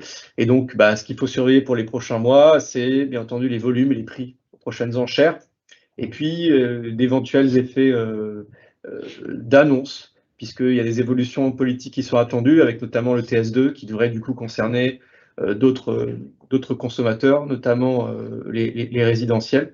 Et donc ça pourrait aussi interférer sur les prix du CO2 au niveau français. Et puis bien entendu des effets météo, mais qui sont plutôt des effets ponctuels sur les prix du CO2. Donc maintenant qu'on a dressé un tableau sur l'économie, le pétrole, le gaz et enfin le CO2, on va finalement parler maintenant de l'électricité qui est souvent un mix entre toutes ces commodités, en tout cas en termes d'évolution. Et c'est pourquoi je laisse la main à Arnaud qui va du coup nous parler de l'offre en électricité pour cette année. Alors, merci Shamseddine. Donc, effectivement, on passe à l'électricité. On commence dans un premier temps l'offre avec la filiale la plus importante de notre mix énergétique français, le nucléaire. Alors, quand on s'attarde sur l'évolution de la production nucléaire entre 2025 et les années passées, on regarde l'enveloppe 2015-2019, là par exemple sur le graphique, on observe qu'effectivement, il y a un changement de tendance assez clair. En 2015-2019, on était sur un paradigme où on était à 400 TWh de production nucléaire par an en moyenne. Pour en faire totalement l'histoire, en 2022, donc c'était une des pires années du millénaire, avec une année avec seulement 279 TWh sur l'année civile. En 2023-2024, une amélioration progressive encourageante, avec 320 et 361 TWh pour 23 et 24. Et donc, c'est l'heure du bilan de 2025. On peut l'observer ici à l'écran sur 2025. On a eu différentes phases avec un premier trimestre où on était totalement décroché par rapport aux moyennes historiques et puis progressivement un deuxième et un troisième trimestre en nette progression puisqu'on retrouvait un petit peu les standards d'antan sur ces deux derniers trimestres qui viennent de se terminer. Il faut savoir que mi-octobre dernier, EDF a augmenté ses prévisions de projection de production nucléaire français entre 365 et 375 TWh. Donc c'est une très bonne nouvelle. On parle d'un atterrissage de 370 TWh. Ce serait un record depuis 6 ans. Sur 2026-2027, on parle d'une projection entre 370 et 370 TWh. Donc encore une fois, 360-370 TWh de visée. C'est très encourageant, c'est une très bonne nouvelle pour le nucléaire français. Il faut savoir que le mois dernier, donc le mois de novembre, la filière nucléaire était à près de 33 TWh juste pour un mois. C'était son plus haut niveau pour un mois de novembre depuis 2015, depuis 10 ans. Donc, au-delà de ces records, on a quand même quelques informations qui viennent un petit peu contraster ce très beau tableau. On a plusieurs informations. Donc, la première, c'est la durée des arrêts nucléaires programmés. Donc, c'est la Cour des comptes qui relève cela, qui a comparé en fait les années 2020 à 2024 versus les années 2015 à 2019, donc les moyennes historiques qu'on retrouve affichées sur ce graphique. Et la statistique fait un petit peu peur, c'est le fait que la durée de ces arrêts nucléaires a augmenté de plus de 37% entre les 5 dernières années et les 5 suivantes. Donc, c'est assez inquiétant. Et deuxième signal un petit peu alarmant sur le nucléaire français, c'est sur les coûts de maintenance, puisqu'ils auraient doublé. On parlait initialement de 50 milliards qui seraient utilisés de budget maintenance pour la période 2014-2035. In fine, on serait plutôt sur un atterrissage de 100 milliards. Donc, on a doublé les coûts de maintenance et c'est assez important de le noter. Enfin, dernière information pour le nucléaire avant de passer aux autres nucléaires, celle du versement nucléaire universel, donc qui a été statué à 78 pour le premier palier et à 110 € du mégawattheure pour le deuxième palier. C'est effectivement assez décevant quand on sait que effectivement ce premier palier où les revenus d'EDF seraient prélevés à 50% et à 78, le deuxième où c'est 90% des revenus qui sont après prélevés à partir de 110. Pourquoi c'est une mauvaise nouvelle? Tout simplement puisque c'est des seuils qui sont définis pour une période de 3 ans, donc du 1er janvier 2026 jusqu'au 31 décembre 2028. Et quand on regarde les forwards de ces 3 années en question, on est actuellement en dessous des 55-54 € du mégawattheure pour les 3 années. Donc effectivement, quand on voit que le premier palier pour espérer obtenir 50% des revenus, il est situé près de 20 €, 25 € du mégawattheure au-dessus, voilà, on est effectivement un petit peu déçu de ce mécanisme et de ce versement nucléaire pseudo-universel. On passe maintenant à une deuxième filière, la filière hydraulique. Donc ça va être assez rapide pour le coup. Donc là, on regarde à l'écran la production hydraulique en térawattheure de 2015 à aujourd'hui. Donc on voit une certaine stabilité pour le coup. On est un petit peu loin des allers-retours côté nucléaire. On avait donc 2022, si on regarde uniquement les années proches, 2022, on sortait d'une année sécheresse historiquement basse avec 49,6 TWh. 2023, 58,8 TWh. On avait 2024 magnifique, enfin magnifique d'un point de vue hydraulique, donc pas forcément d'un point de vue pluviométrie pour nous. On était à 75,1 TWh de production hydraulique. Et il faut savoir que 2025, on est en baisse par rapport à l'année précédente, où on est sur du moins 19, moins 20%, quand on essaie d'estimer les données de décembre d'actuellement et de les projeter. Donc, on terminerait aux alentours de 60 TWh, ce qui n'est pas une super nouvelle. Néanmoins, c'est un petit peu dans les niveaux historiques quand on regarde les dernières décennies. Donc, assez stable. Il faut savoir que ces chiffres sont moins bons par rapport à l'année passée, puisqu'on a constaté moins 25% de précipitations en moins sur le territoire français par rapport à 2024. C'est la raison principale. Ensuite, on va passer à la filière éolienne avec le vent qui effectivement a eu 2 grands moments au sein de cette année 2025. Donc là, à l'écran, on voit la comparaison entre 2024 et 2025. La première chose qu'il faut noter, c'est qu'on sortait d'un premier trimestre 2025 particulièrement mauvais, avec un mois de février qui a pénalisé énormément cette tendance fortement baissière de la filière éolienne sur le début de l'année 2025. On était sur moins 15% sur le premier trimestre 2025 par rapport au 2024. Mais il faut savoir que la filière s'est bien reprise, puisque au 3e et au 4e trimestre, on est sur des standards beaucoup plus hauts, avec une augmentation de plus 12 et plus 22% sur les 2 derniers trimestres. Donc on a largement progressé et in fine, quand on compare 2025 avec 2024, on est sur une stabilisation, on est sur un plus 3% par rapport à l'année précédente, avec des extrêmes à la baisse et à la hausse assez importants, donc une volatilité assez importante entre les différents trimestres. Alors, il y a quand même une information que je voulais vous communiquer, c'est l'inquiétude qui règne actuellement sur le secteur et sur le développement de l'éolien onshore, puisque actuellement en France en 2025, on est en passe d'installer moins d'éoliennes qu'en 2005. Donc c'est un niveau historique de non-installation de centrales éoliennes onshore. On a mis en service actuellement seulement 276 MW. On projette 500 MW à l'horizon de la fin de l'année. Il faut savoir qu'auparavant, le rythme était plutôt de 1,5 GW installés par an. Donc, c'est 2 voire 3 fois moins que ce qu'on faisait auparavant. Donc, forcément, on a des inquiétudes qui peuvent se justifier là-dessus. Donc, le syndicat des énergies renouvelables, le CER, dénonce un blocage de projets dans les préfectures et parle notamment d'un moratoire qui ne dit pas son nom actuellement. Donc voilà, donc sur la filière éolienne, des résultats contrastés moyens sur 2025 et surtout des inquiétudes pour le futur, avec actuellement un ralentissement assez important sur les installations futures, le développement des installations futures. Ensuite, et pour terminer sur le volet offre des différentes filières, on va finir sur la filière solaire qui brille plus que jamais pour le coup. Encore une fois, on compare 2024 avec 2025. Cette fois, il n'y a pas forcément d'ombre au tableau puisque tous les différents trimestres sont meilleurs les uns que les autres.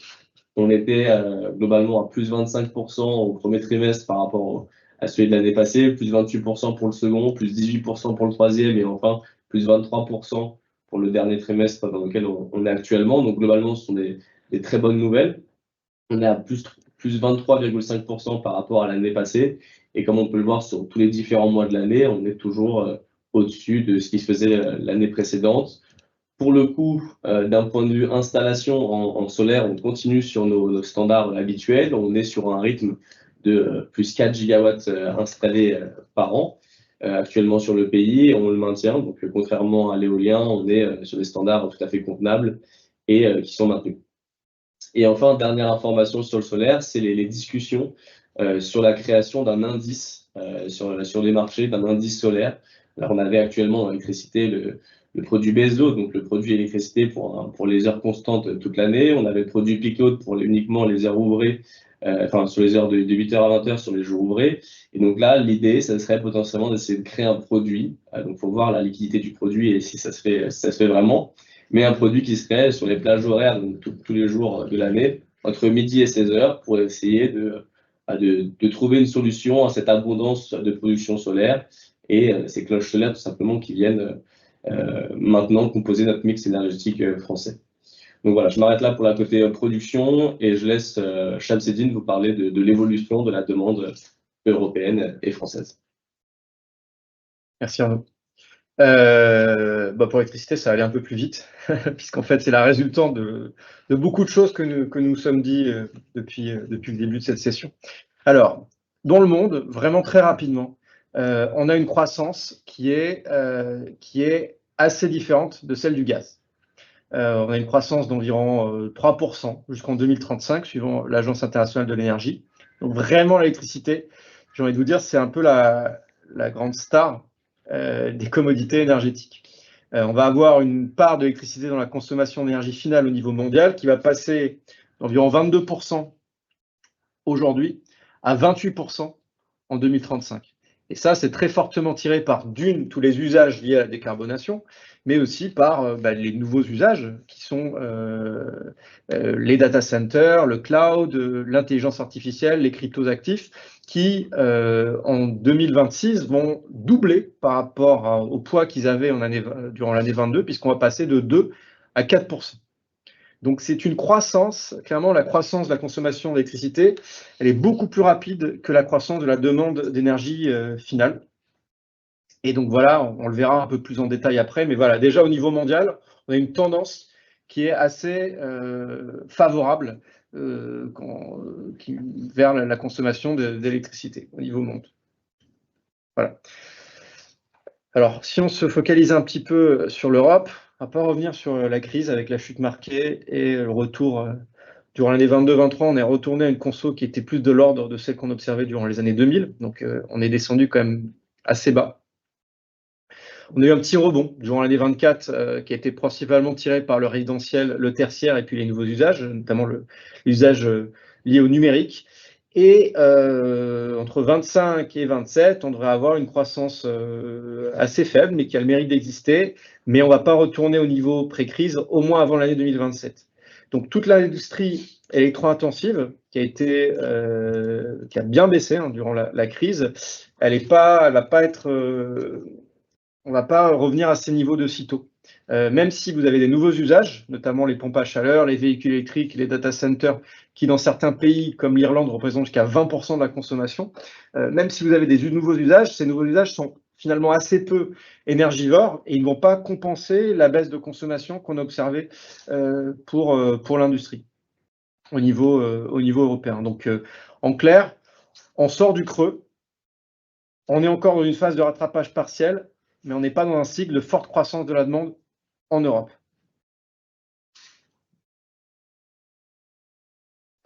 Alors, concernant la France, donc durant l'année 24, on a eu un petit rebond qui était lié à un hiver plus froid, donc un peu la même chose que ce qu'on observait en gaz.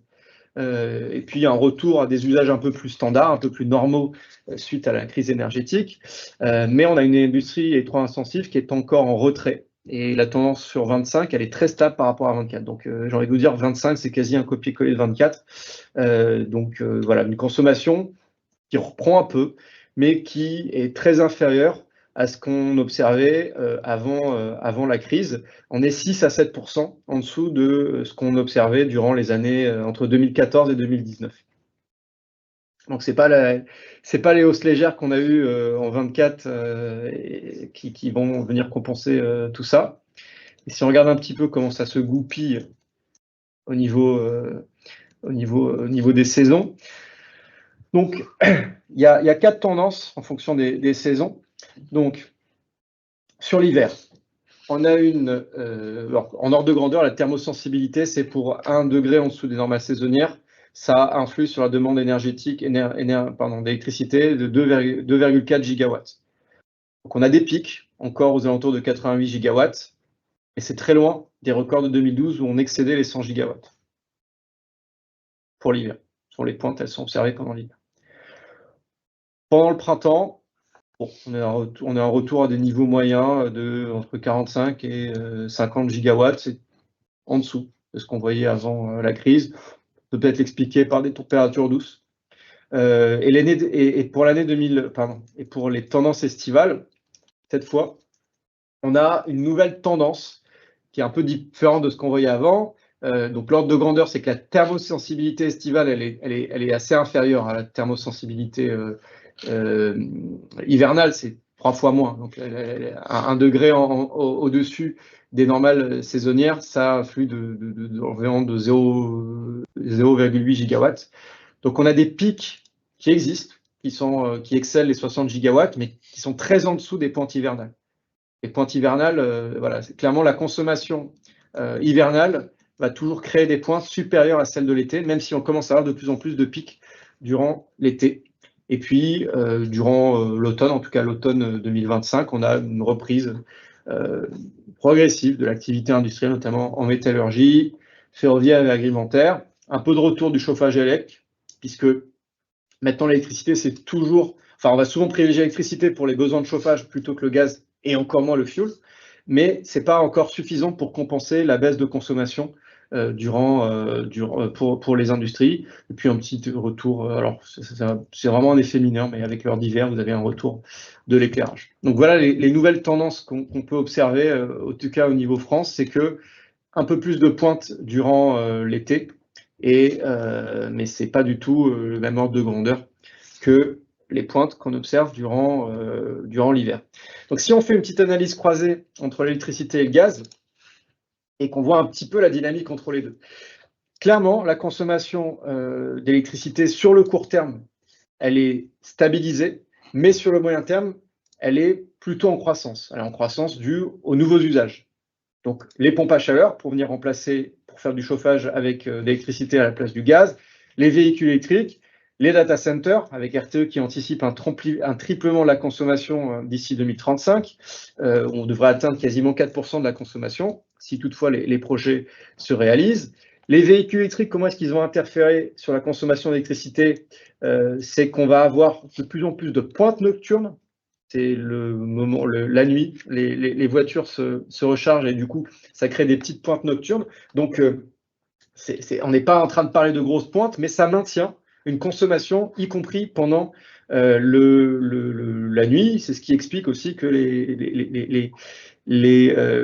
les prix négatifs sont observés durant la journée et pas durant la nuit, parce que pendant la nuit, vous avez une consommation qui reste encore importante. Enfin, vous avez une base liée au rechargement des véhicules électriques. Et puis voilà, donc il y a l'effet des pompes à chaleur et qui du coup, donc tous ces nouveaux usages ne vont pas venir compenser la reprise de la consommation dans l'industrie, mais ça vient quand même tirer un petit peu la demande. En revanche, sur le gaz, on a clairement une baisse structurelle. Donc que ce soit au niveau résidentiel tertiaire, dans l'industrie, avec une électrification des procédés, et puis même pour la production électrique, où on va plutôt avoir recours aux ENR plutôt qu'aux centrales gaz. Donc clairement, le résumé de tout ça, c'est que l'électricité bas carbone, ça devient vraiment un vecteur central de transition énergétique, et le gaz, c'est plutôt énergie de complément qu'on va utiliser de manière beaucoup plus marginale pendant les périodes de pointe ou pour des usages très spécifiques, avec du coup des volumes qui vont être redimensionnés. Donc voilà, donc fort de cette analyse, je vous propose de parler d'évolution des prix spot avec Arnaud. Alors, merci Charles-Céline. Donc effectivement, après une analyse détaillée sur l'offre et la demande française, on va maintenant s'attarder sur l'évolution des prix spot sur les dernières années et 2025. Donc le premier élément, quand on regarde l'historique du prix moyen spot sur les différentes années, on observe une tendance claire de baisse. Quand on compare avec 22-23 qui était à 274 € du mégawattheure de moyenne et 97 € du mégawattheure de moyenne pour 2023, on est clairement sur une baisse, quand aujourd'hui, en 2025, on est à 60,41 € du mégawattheure à date d'hier, sur l'année 2025. On a également donc une baisse, puis une stabilité, une forme de stabilité, puisque entre 24 et 25, on est quand même sur une certaine continuité de niveau de prix qui semble assez visible. On est aujourd'hui donc sur une stabilité, mais il faut quand même savoir que malgré tout, on possède, et on le voit assez bien graphiquement d'ailleurs sur ce graphique, on a quand même une volatilité assez conséquente qui se confirme selon les saisons avec des phénomènes un petit peu différents. Donc quand on parle de volatilité, la question qu'on va se poser, c'est à quel point on va atteindre régulièrement des sommets, et ces sommets à quel niveau sont-ils? Et à l'inverse, quand on va atteindre des niveaux très bas, à quel point on va aller en bas, donc potentiellement en dessous de zéro, et à quelle fréquence. Donc c'est l'élément justement qui m'amène à parler de la slide suivante sur l'évolution du nombre d'heures à prix négatif. On en parle moins en ce moment, effectivement, puisqu'on est carrément dans l'hiver 2025, mais c'est un phénomène qui se multiplie et qui ne cesse d'augmenter ces dernières années. On constate ici l'augmentation des prix négatifs à la fois en France, mais également aux Pays-Bas, également en Allemagne, entre 2021 et aujourd'hui. Le phénomène est assez clair, significatif, et la multiplication ne cesse d'augmenter. Quand on regarde l'évolution, encore une fois, entre 2024 et 2025, on est pour la France sur du plus 41%, et sur les Pays-Bas et l'Allemagne, on est sur du plus 25%, rien qu'en une année. Donc effectivement, on est sur des phénomènes d'augmentation des prix négatifs qui est très conséquente aujourd'hui. Et donc effectivement, c'est pour ça qu'on parle potentiellement de création d'indices de marché pour compenser ces sujets-là de renouvelables qui se développent, et effectivement qui montrent qu'il y a une volatilité de plus en plus importante. Deuxième élément, quand on parle de volatilité importante, donc là on vient d'en parler sur le point à la baisse, mais après pour la hausse, on va avoir le sujet des prix hauts, notamment sur le premier trimestre 2025, un phénomène qu'on avait observé en janvier-février quand les températures étaient très froides. On avait observé les premiers phénomènes de Dunkelflaut avec des températures inférieures aux moyennes de saison, donc température froide, on n'avait pas de vent, pas de soleil, et la résultante, c'était des prix spot très hauts, au-dessus des 100-150 € du mégawattheure. Et donc, c'était ce constat qu'on avait pu dresser au premier trimestre, puisqu'on avait atterri à l'époque sur plus de 100 € du mégawattheure sur ce trimestre. Je continue puisqu'on est un petit peu en retard sur le timing. Après, si on passe sur le deuxième trimestre, on était sur une tendance totalement différente. Pour le coup, on a atterri à 34,6 € du mégawattheure en moyenne. Sur ces 3 mois-là, on était sur une augmentation de la filière éolienne et solaire. On était sur un retour de disponibilité nucléaire. On l'avait vu ensemble avant dans l'offre, avec un retour au niveau moyen historique de la filière nucléaire, une très bonne nouvelle, et une demande surtout très faible, puisque notamment les mois de mai avaient été composés de 3 jours fériés placés le jeudi, qui pouvaient encourager potentiellement des super week-ends à l'époque de 4 jours. Donc on avait eu ces signaux-là de demande très faible, une offre qui était de retour et donc un prix moyen qui avait décroché. Troisième trimestre, une tendance un petit peu similaire, avec néanmoins un petit rebond à noter. On était sur plus 47 euros du mégawattheure de constater. On avait pour le coup une filière éolienne qui était vraiment de retour, une demande forcément plus faible quand on compte effectivement les mois de juillet, août, septembre, qui venait effectivement à réduire la demande et pousser les prix un petit peu à la baisse malgré tout. Enfin, on est sur la période actuelle, on est à 58,2 euros du mégawattheure. On l'a dit, sur la partie gaz, on est quand même sur des niveaux de température qui sont relativement au-dessus des normales de saison. On a juste eu 2 semaines, on va dire, entre la fin octobre et début novembre, qui étaient inférieures aux normales de saison, mais en dehors de cet événement climatique, on est quand même sur des températures relativement douces sur cet hiver 25-26. On a une très bonne disponibilité nucléaire d'EDF qui a revu, on l'a dit, à la mi-octobre, ses prévisions de projection de production. Donc on est sur des bonnes nouvelles. Et enfin, la filière éolienne et solaire qui sont sur des très bons niveaux actuellement. Donc voilà, ce prix moyen à 58 euros du mégawattheure. Ensuite, avant de passer sur l'analyse fine des produits forward français sur les 3 prochaines années, si on s'amuse à comparer sur les 2 dernières années le produit franco-français du Cal+1 versus le produit ETF européen continental reconstitué, qui pondère une répartition calibrée de la production moyenne des différents pays. On voit le détail en bas avec 24% d'Allemagne, 21% de France, 14% d'Angleterre, 14% d'Italie. On constate 3 choses. La première, c'était que début 2024, on était sur une corrélation. On était sur une corrélation au niveau du signal prix dégagé pour le Cal+1 en électricité. Et on était en janvier et février sur une corrélation assez claire, sur des niveaux très similaires, très proches, modulo effectivement des écarts entre pays. Puis, si on regarde début 2025, en janvier, on avait un écart de 16,4 euros du mégawattheure entre cet indice continental et la France. Donc assez important. Et ce constat, ce spread, cet écart, il s'est encore plus augmenté et fracturé ces derniers temps, puisque en date de clôture d'avant-hier, on constatait moins 25 euros du mégawattheure d'écart entre l'Europe continentale et la France. Donc la France, en ce moment, est très compétitive sur le produit forward Cal+1, mais il faut savoir qu'à l'horizon Cal+3 plus Cal+5, la France aurait normalement tendance à revenir à des niveaux plus proches de ses voisins européens, avec la potentielle électrification des usages qu'on attend depuis quand même 2 ans, que RTE met un petit peu en attente quand on regarde ces derniers rapports. Donc voilà, on constate en tout cas ce petit décrochage franco-français actuel sur les marchés de l'énergie en tout cas. Ensuite, si justement on analyse étape par étape l'évolution des produits calendaires français, donc 26, 27, 28 sur 2025, on a eu différents moments. Donc un petit peu comme le gaz, on a eu un début poussif et difficile en janvier-février avec une température basse, avec une forte corrélation entre l'électricité et le gaz à ce moment-là, avec du gaz avec des niveaux de stock qui étaient assez bas, on avait des tensions au Moyen-Orient, on avait des échéances de contrats de transit entre l'Ukraine et la Russie qui venaient à terme.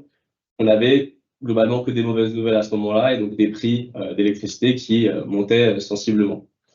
On a eu ensuite une seconde période entre mars et juin avec deux baisses successives avec des gradients différents, avec une filière nucléaire qui était un petit peu de retour sur la fin du premier trimestre, surtout l'économie qui était chahutée avec Trump qui choisissait d'appliquer des droits de douane unilatéralement la plupart du temps sur les produits importés et exportés, et on avait un impact direct sur la demande et une baisse des prix assez directe et des prévisions de prix fortement à la baisse. À la suite de ça, on avait eu 2 nouvelles d'un point de vue électricité. La première, c'était une suspicion nouvelle de problèmes de corrosion sur certaines centrales, avec une prime de risque qui était forcément pricée par les marchés, avec effectivement le spectre de 2022 qui revenait dans la tête de tout le monde à ce moment-là, et également drivé par le gaz avec l'escalade des conflits au Moyen-Orient dont on a pu parler précédemment côté gaz. Enfin, si on regarde les dernières parties donc, de l'année, donc si on prend juillet jusqu'à hier encore, on est sur un nucléaire qui rassure les marchés, on est sur une demande française qui est encore en berne et qui est assez faible, qui ne reprend pas ses niveaux d'antan. On est sur des niveaux sur le gaz qui sont très satisfaisants d'un point de vue stockage et d'un point de vue import. Les perspectives sont très positives. On parlait d'ajout de capacité de gasification de GNL au Canada, au Qatar, aux États-Unis. Effectivement, c'est encore des bonnes nouvelles pour les fondamentaux. Une météo clémente avec un climat assez doux et actuellement, d'un point de vue géopolitique, relativement calme ou stable. Donc voilà le schéma que je pouvais vous présenter sur les forwards +1, +2, +3 français. Et je laisse maintenant la main à Shamseddine pour vous parler des perspectives sur l'année à venir. Très bien, merci Arnaud. Donc sans revenir sur toute l'évolution qu'il y a eu, le résumé qu'on peut voir déjà sur le produit court terme qui ne va pas de toute façon coter encore longtemps, ce qui est le CAL 26, c'est qu'on est passé d'une zone aux alentours de 70, 75 euros de l'été 24 à moins de 50 euros en moins depuis quelques semaines.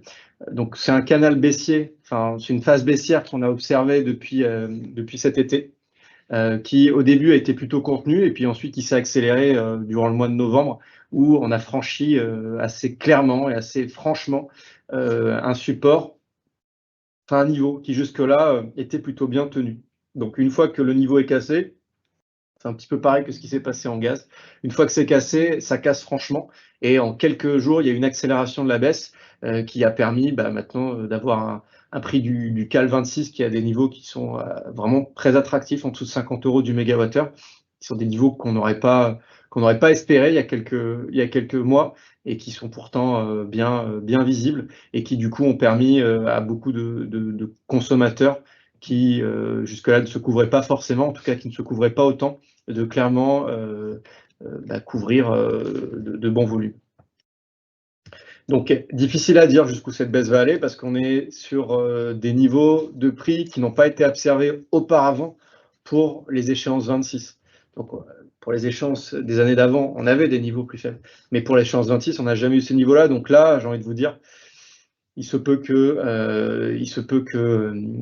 qu'en réalité, l'électricité suive un peu la trajectoire du gaz. Donc, il va falloir se focaliser un peu sur l'évolution du TTF 27 dans les prochaines semaines pour entrevoir une tendance qu'on pourrait voir sur l'électricité, en tout cas sur les futurs 27 et 28. Alors, pour le CAL 27, en électricité, l'histoire, c'est la même. Une franche cassure au mois de novembre. Difficile de savoir jusqu'où on va aller. On avait des prix qui étaient plutôt contenus pendant plusieurs mois et puis qu'une fois qu'ils ont rompu assez franchement. Alors de manière moins franche que le CAL 26 qui, comme pour le gaz, reflète les attentes qu'on a sur le court terme. Donc souvent les mouvements sont plus violents sur le court terme que sur le long terme. Mais en tout cas, le CAL 27 a une tendance qui est relativement proche du CAL 26. Et puis, le CAL 28, il ressemble beaucoup au CAL 28 en gaz.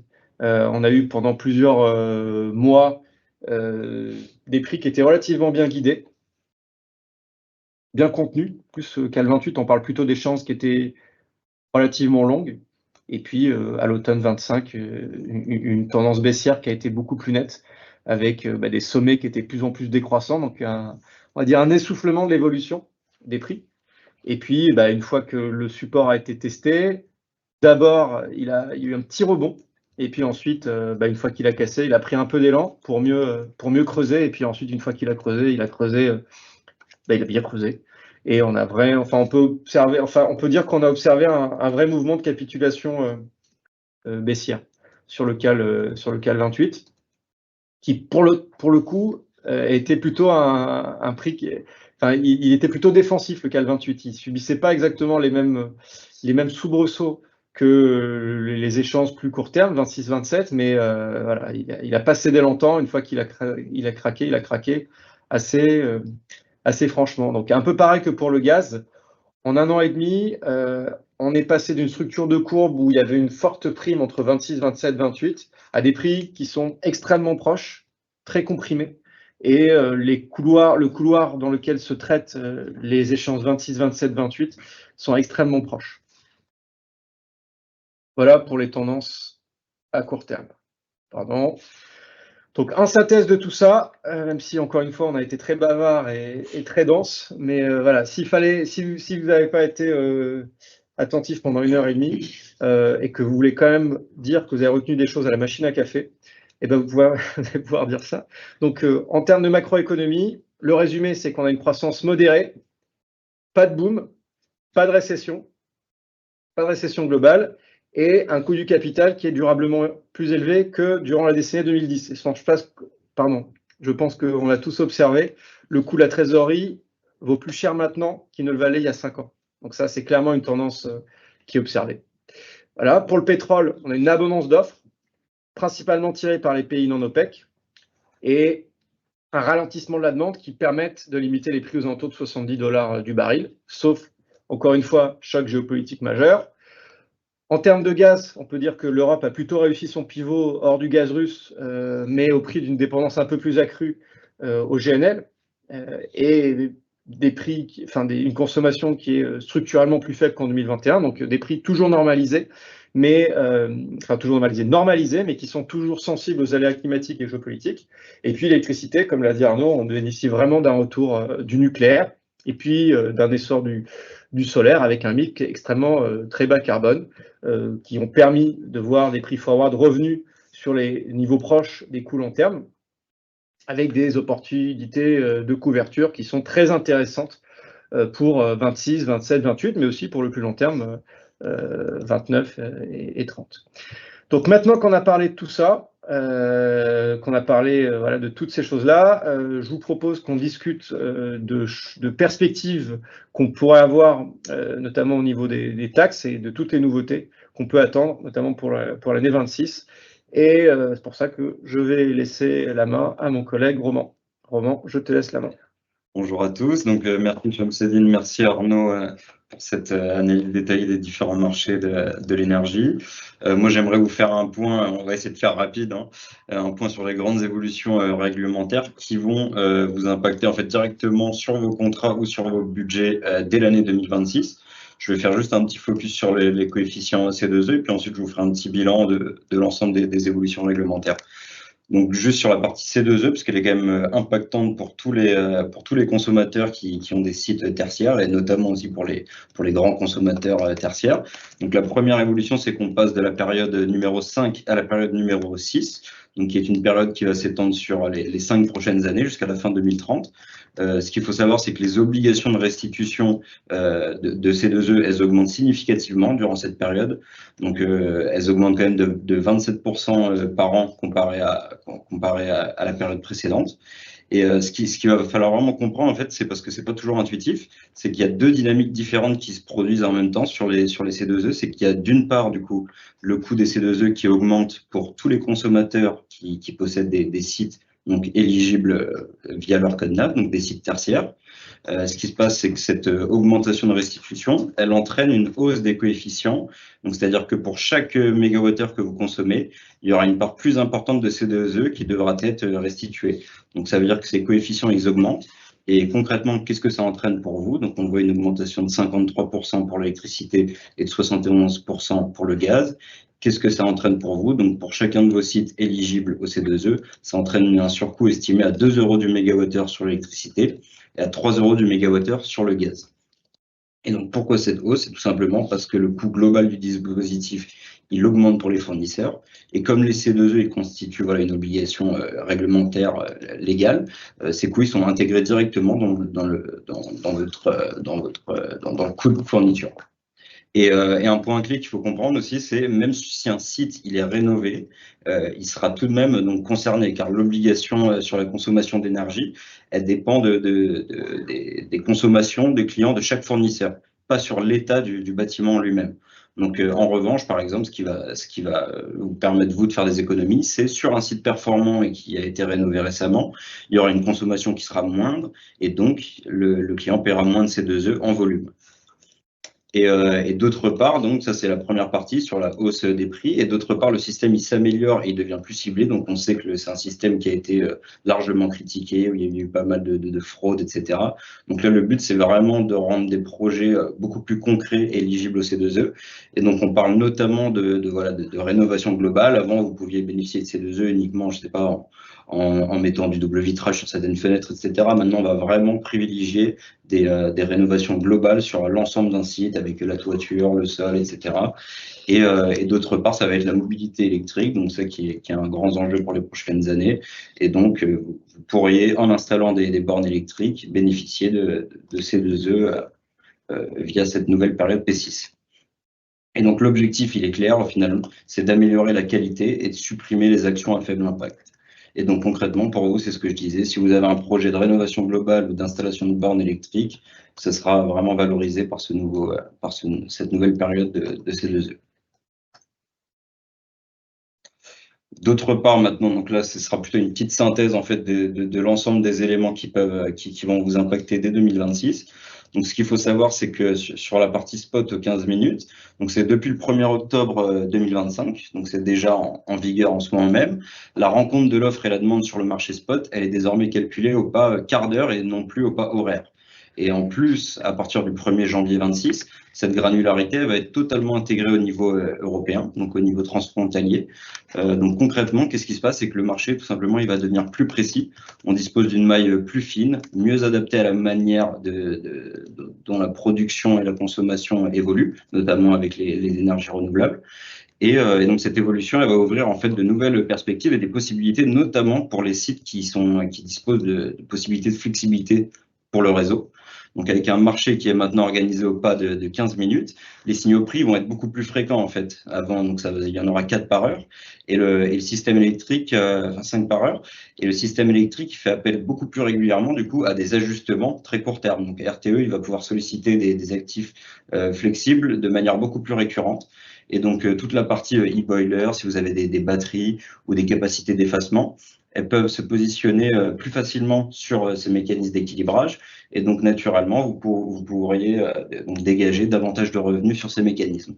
Et de plus, comme ces mécanismes en fait de réserve, ils sont à la maille européenne, et eux aussi vont passer au pas 15 minutes à partir du 1er janvier 26, tous les industriels équipés de flexibilité, ils disposent vraiment d'un gisement de valorisation pour cela.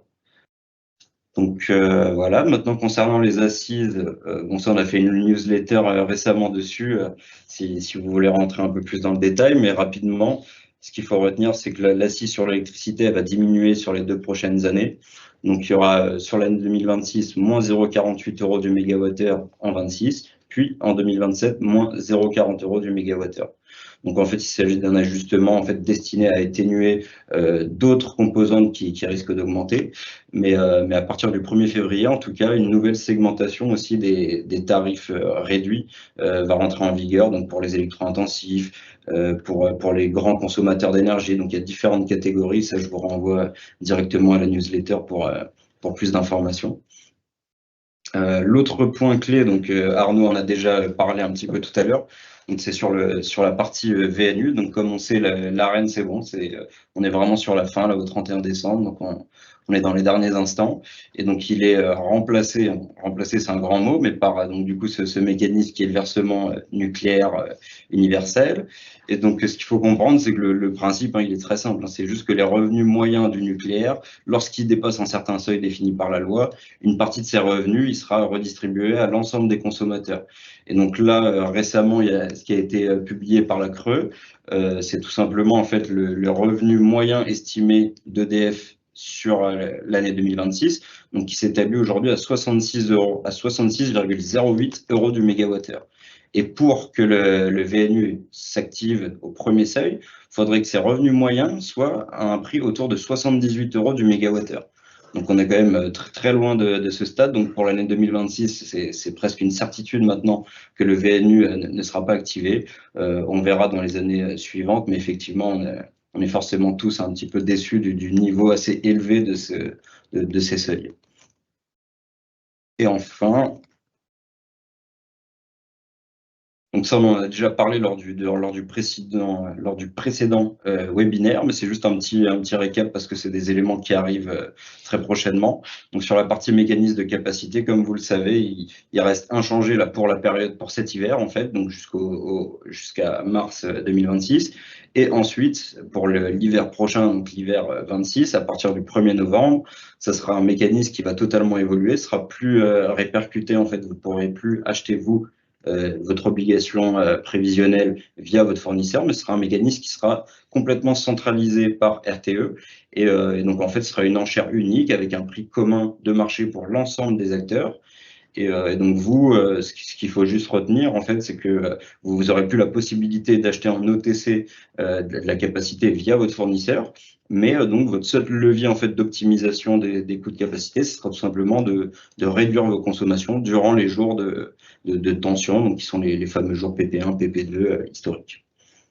Et enfin, je finis juste sur la partie CPB, donc la partie sur la partie biogaz, donc l'obligation de restitution de CPB par les fournisseurs, elle commence au 1er janvier 26. Et cela va représenter, donc en fait, c'est pour les mêmes sites qui sont éligibles au C2E. Donc pour tous ces sites qui ont un code 9 éligible au C2E, il y aura aussi une obligation de restitution de CPB. Et donc ça entraîne forcément voilà, une légère hausse de la facture qui apparaîtra dès janvier 26 et qui sera en fait de manière croissante, de plus en plus élevée. Hein. Donc l'objectif avec les CPB, c'est de soutenir la filière biométhane et d'injecter de plus en plus de biogaz sur le réseau français, donc dans un but de décarbonation. Donc ces deux, on en a déjà parlé. Et pour finir, voilà, donc ça c'est juste les conclusions et recommandations donc pour la partie producteur et la partie consommateur, mais ça revient un peu à ce qu'on a dit avant, donc c'est juste suivre attentivement les marchés forcément, parce qu'on est sur des stratégies de hedging qui vont quand même vachement évoluer avec l'arrêt de l'AREN et avec une exposition 100% marché. Vous, côté consommateur, vous devrez forcément prendre en compte des prévisions maintenant qui seront à la maille au pas quart d'heure, donc ça c'est quand même une évolution au niveau des prévisions, et puis intégrer toutes ces différentes hausses, que ce soit les C2E, les CPB, et donc tout ça, les prendre en compte dans votre facture énergétique dès 2026. Donc voilà, pour la partie réglementaire. Très bien, merci Roman. Comme à chaque fois, c'est dense, on est trop bavard. Donc ça a suscité pas mal de questions, on ne va pas pouvoir toutes les prendre, on va en prendre une, puisqu'elle est revenue 2 fois. Donc tout à l'heure, Arnaud, tu avais présenté un indice européen, je ne sais plus c'était quel slide, mais qui pondérait plusieurs pays d'Europe. Et donc on nous demande si c'est un indice très intéressé par cet indice continental européen, est-il public? Donc Arnaud, vu que c'est toi qui l'as présenté, je te laisse en parler. Ouais, effectivement, aucun problème. Alors c'est pas un indice public, c'est un indice fait maison par Gazelle, mais qui reprend effectivement des indices publics. Après, c'est juste une pondération spécifique qu'on a pu réaliser de notre côté. Et pour ce type de questions, et encore plus pour ce graphique-là, n'hésitez pas à nous contacter en direct à l'adresse qui est mentionnée en bas de cette slide, et on vous transmettra avec plaisir cette courbe, et on pourra potentiellement la travailler ensemble, en tout cas, sans aucun problème. Voilà pour cette question. Très bien. Merci Arnaud. Bon, on est ensemble depuis un petit bout de temps, un peu plus de 14h30, mais du coup, ça fait quasiment 2 heures, c'est extrêmement dense. Du coup, notre webinaire touche à sa fin. On vous remercie tous d'avoir participé à ce webinaire. Un grand merci à Arnaud et à Roman d'avoir animé ce webinaire avec moi aujourd'hui. Dans les coulisses, comme à chaque fois, un grand merci à Yousra, à Gian de l'équipe communication, à Oumaima aussi pour son support durant cette session. D'ici là, je vous invite à nous suivre pour le prochain webinaire qui devrait intervenir au premier trimestre 2026. Je vous invite à nous suivre sur la page LinkedIn de Gazelle Energy, où on partage régulièrement des actualités. Pour ceux qui participent au salon eWorld en février à Essen, en Allemagne, qui est un peu une des références de salon européen concernant l'énergie, vous pourrez nous y retrouver pour échanger. Donc voilà, on vous donne rendez-vous au stand de EPH d'ici là. N'hésitez pas à nous contacter si vous avez besoin d'informations, à nous contacter aussi si vous souhaitez recevoir une offre de fourniture d'électricité ou de gaz pour vos consommations. On fait aussi des offres de rachat, de production et d'agrégation. Nous vous souhaitons à toutes et à tous de très joyeuses fêtes, très bonne fin d'année 2025, et nous vous disons à bientôt.